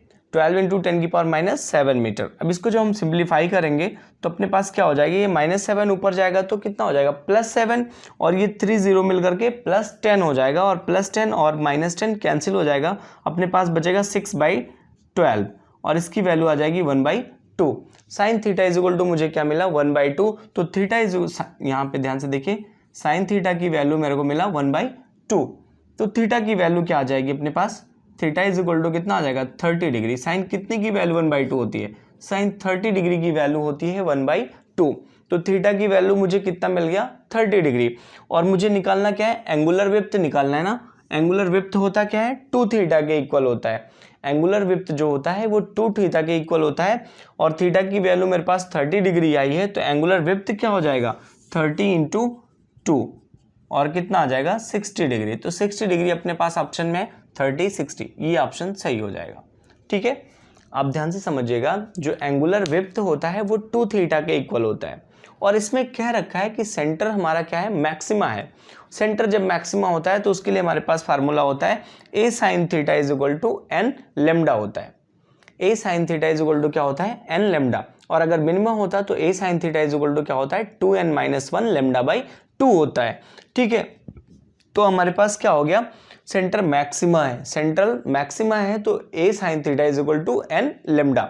और सेंटर की बात अगर कर रहा है तो n इज इक्वल टू क्या होगा, 1 होगा। सेंटर के लिए n इज इक्वल टू क्या होगा, 1 होगा। तो मेरे पास क्या हो गया, a sin theta is equal to lambda, मेरे पास sin theta is equal to क्या हो जाएगा, लेमडा बाई a हो जाएगा। और लेमडा बाई a से जब हम इसकी वैल्यू फाइंड करेंगे तो मुझे थीटा की वैल्यू मिल गई 30 डिग्री। अब मुझे एंगुलर विड्थ निकालना है, एंगुलर विड्थ की वैल्यू 2 थीटा के इक्वल होता है। थीटा मेरा 30 डिग्री आया तो एंगुलर विड्थ कितना हो जाएगा, 60 डिग्री हो जाएगा। डन है, और अपने पास आंसर 60 डिग्री, बी आंसर सही हो जाएगा। अगले क्वेश्चन की तरफ बढ़ते हैं। अगला क्वेश्चन कह रहा है light waves can be polarised because they, light wave जो होती है वो पोलराइज्ड होती है, क्यों? क्योंकि ऑप्शन देखते हैं, हैव हाई फ्रीक्वेंसीज, नहीं। हैव शॉर्ट वेवलेंथ ये भी नहीं है। Are transverse, can be reflected, अगर ये रिफ्लेक्ट हो रही है इस वजह से पोलराइज हो रही है तो इसका तो कोई मैटर नहीं है, क्योंकि पोलराइजर क्या करता था, जो उसके एक्सिस के डायरेक्शन में कंपोनेंट होते थे उनको पास कर देता था, बाकी अदर सारे कंपोनेंट को वो एब्जॉर्ब कर लेता था। तो रिफ्लेक्शन का तो बात ही नहीं है, रिफ्लेक्शन करता तो वो उनको उस पार नहीं जाने देता ना, रिफ्लेक्शन होता तो उसी में वापस भेज देता, उस पार नहीं जाने देता। तो रिफ्लेक्शन तो दूर दूर तक इसका कहीं मैटर नहीं है, रिफ्लेक्टेड का दूर दूर तक कोई मैटर नहीं है। Have short wavelength, have high frequencies, दोनों ऑप्शन एक ही चीज को कह रहे हैं, जिसकी फ्रीक्वेंसी हाई होगी उसकी वेवलेंथ भी क्या होगी, शॉर्ट होगी। दोनों ऑप्शन एक ही बात को कह रहे हैं, लेकिन ये भी पोलराइजेशन के लिए कंपलसरी शर्त नहीं है। पोलराइजेशन के लिए कंपलसरी जो कंडीशन है वो क्या है, आर ट्रांसवर्स। जो लाइट वेव होती हैं वो कैसी होती हैं, ट्रांसवर्स होती हैं, जिनका जो मोशन होता है वो वेव के प्रोपगेशन के वाइब्रेट जो मॉलिक्यूल्स होते हैं। ट्रांसवर्स वेव की प्रॉपर्टी होती है कि उसके जो वेव होते हैं, वेव के मॉलिक्यूल्स जो होते हैं वेव के प्रोपगेशन के ठीक परपेंडिकुलर डायरेक्शन में मूवमेंट करते हैं, वाइब्रेट करते हैं। ठीक है, तो लाइट कैसा है, ये ट्रांसवर्स वेव है जिसकी वजह से ये पोलराइज्ड होती है। ठीक है, तो लाइट का पोलराइजेशन क्यों होता है, क्योंकि लाइट क्या है, एक ट्रांसवर्स वेव है जिसकी वजह से इसकी पोलराइजेशन होती है। और एक पोलराइजर लेते हैं जिसको हम निकोल प्रिज्म भी बोल सकते हैं, निकोल प्रिज्म से हम क्या करते हैं, इसको पोलराइज्ड लाइट में कन्वर्ट करते हैं, क्योंकि ये अनपोलराइज्ड होता है ना, इसके जो कंपोनेंट होते हैं, इलेक्ट्रिक वेक्टर के कंपोनेंट होते हैं, ये ऑल पॉसिबल डायरेक्शन में होते हैं, जिसमें से हम जब इसको किसी प्रिज्म, निकोल प्रिज्म से पास करते हैं या पोलराइजर से पास करते हैं तो उस अनपोलराइज्ड लाइट के जो ऑल पॉसिबल डायरेक्शन में इलेक्ट्रिक वेक्टर होते हैं उनको सिर्फ और सिर्फ ये अपने एक्सिस के डायरेक्शन में ही कन्वर्ट करके बाहर करती है, बाकी सारे कंपोनेंट को ये क्या करती है, एब्जॉर्ब कर लेती है। तो वही कंपोनेंट उस पार जाते हैं जो उस पोलराइजर के एक्सिस के डायरेक्शन में होते हैं, बाकी सारे एब्जॉर्ब कर ले जाते हैं। और इस तरीके से हम अनपोलराइज्ड लाइट को एक पोलराइज्ड लाइट में कन्वर्ट कर लेते हैं। ठीक है, तो इसका भी आप स्नैपशॉट लीजिएगा। फिर हम नेक्स्ट क्वेश्चन की तरफ बढ़ते हैं। आइए दोस्तों हम लोग नेक्स्ट क्वेश्चन की तरफ बढ़ते हैं, और नेक्स्ट क्वेश्चन अपने पास जो है वो है a star emitting yellow light, it is accelerated towards earth, then to an observer on earth it will appear. एक स्टार है जो येलो लाइट को क्या कर रही है, इमिट कर रही है, और क्या कर रहा है, अर्थ की तरफ मूव कर रहा है, अर्थ की तरफ एक्सेलरेट होते हुए आ रहा है। तो एक ऑब्जर्वर जो अर्थ पे खड़ा है उसको क्या दिखेगा, क्वेश्चन ध्यान से समझिएगा। एक स्टार है जो येलो लाइट को इमिट कर रहा है अपने से और एक्सेलरेट होकर के अर्थ के तरफ मूव कर रहा है, और एक ऑब्जर्वर थोड़ी देर के लिए जूम कर लेना, आप खुद हैं, आप खुद उस स्टार को देख रहे हैं, अरे वो स्टार तो मेरी तरफ आ रहा है, और अपने से क्या कौन सा कलर वो छोड़ रहा है, येलो कलर छोड़ रहा है ना, इमिट कर रहा है। तो आप उसको देख रहे हो, अरे वो स्टार मेरे पास आ रहा है ना, अरे वाह गुड, स्टार मेरे पास आ रहा है।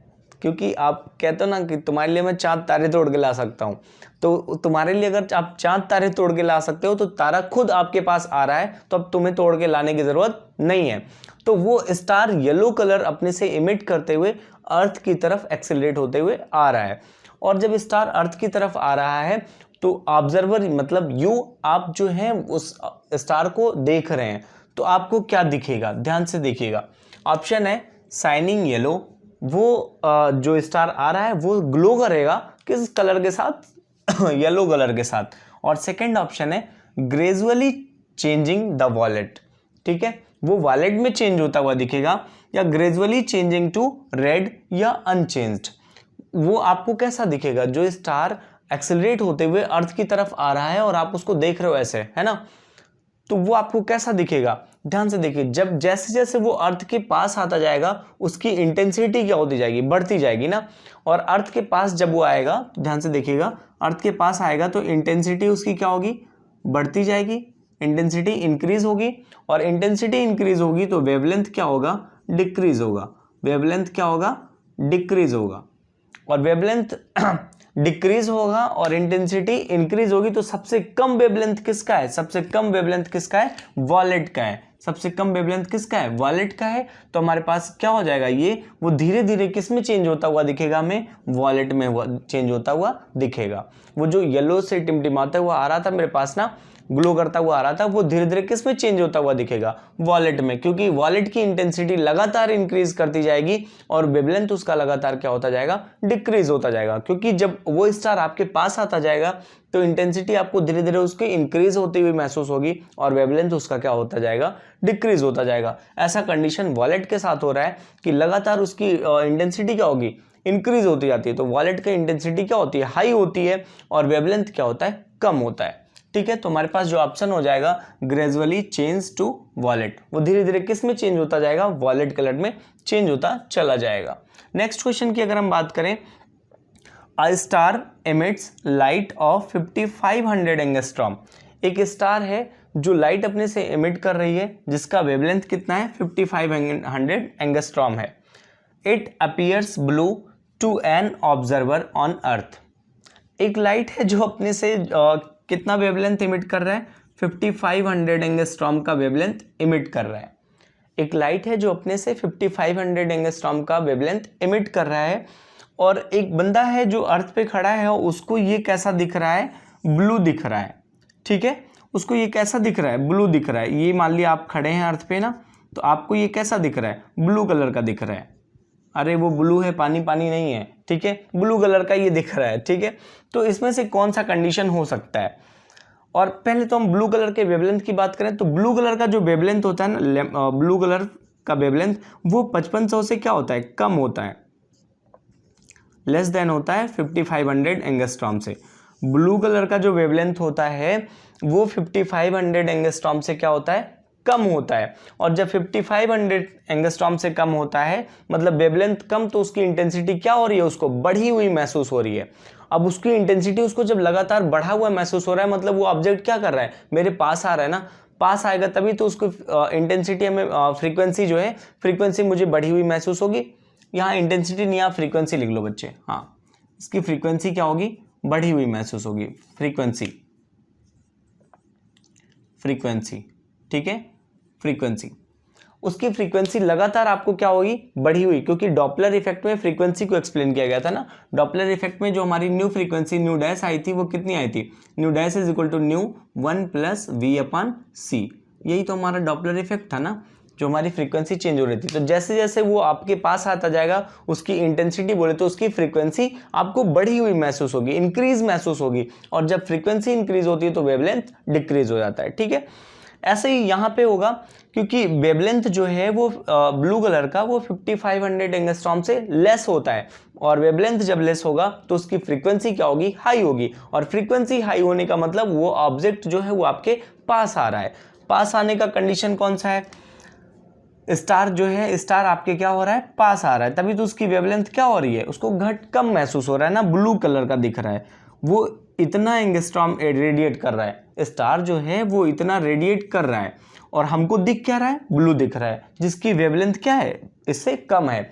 मतलब वेवलेंथ मुझे डिक्रीज महसूस हो रहा है, मतलब वो मेरे पास आ चुका है, पास आ रहा है ना, तभी तो वेवलेंथ कम हो रहा है और फ्रीक्वेंसी उसकी बढ़ रही है। तो ऑप्शन कौन सा सही हो जाएगा, star is moving away from the earth. अगर स्टार मेरे से दूर जाएगा तो उसका वेवलेंथ क्या होगा, इंक्रीज होगा ना, और उसकी फ्रीक्वेंसी डिक्रीज होगी। अगर स्टार मेरे से दूर जाएगा तो उसका वेवलेंथ इंक्रीज होगा और फ्रीक्वेंसी डिक्रीज होगी।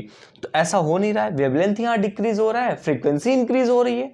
तो मेरे से दूर तो नहीं जा रहा है, ठीक है। तो पहला ऑप्शन ये गलत हो जाएगा।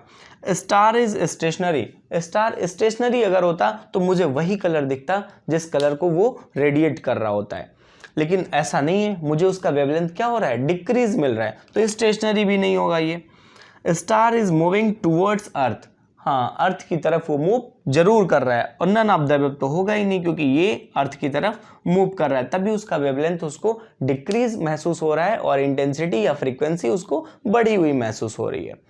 तो ये रहे हमारे कुछ क्वेश्चंस जिनको मैंने वेव ऑप्टिक्स से कुछ इधर उधर से चुन चुन के मैंने क्वेश्चंस और खुद से कुछ बना करके क्वेश्चन आपके सामने रखा है, और ये मैक्सिमम पॉसिबिलिटीज हैं क्वेश्चंस के आने की, क्योंकि एक एक सेलेक्टिव क्वेश्चन मैंने रखे हैं आपके लिए, ठीक है।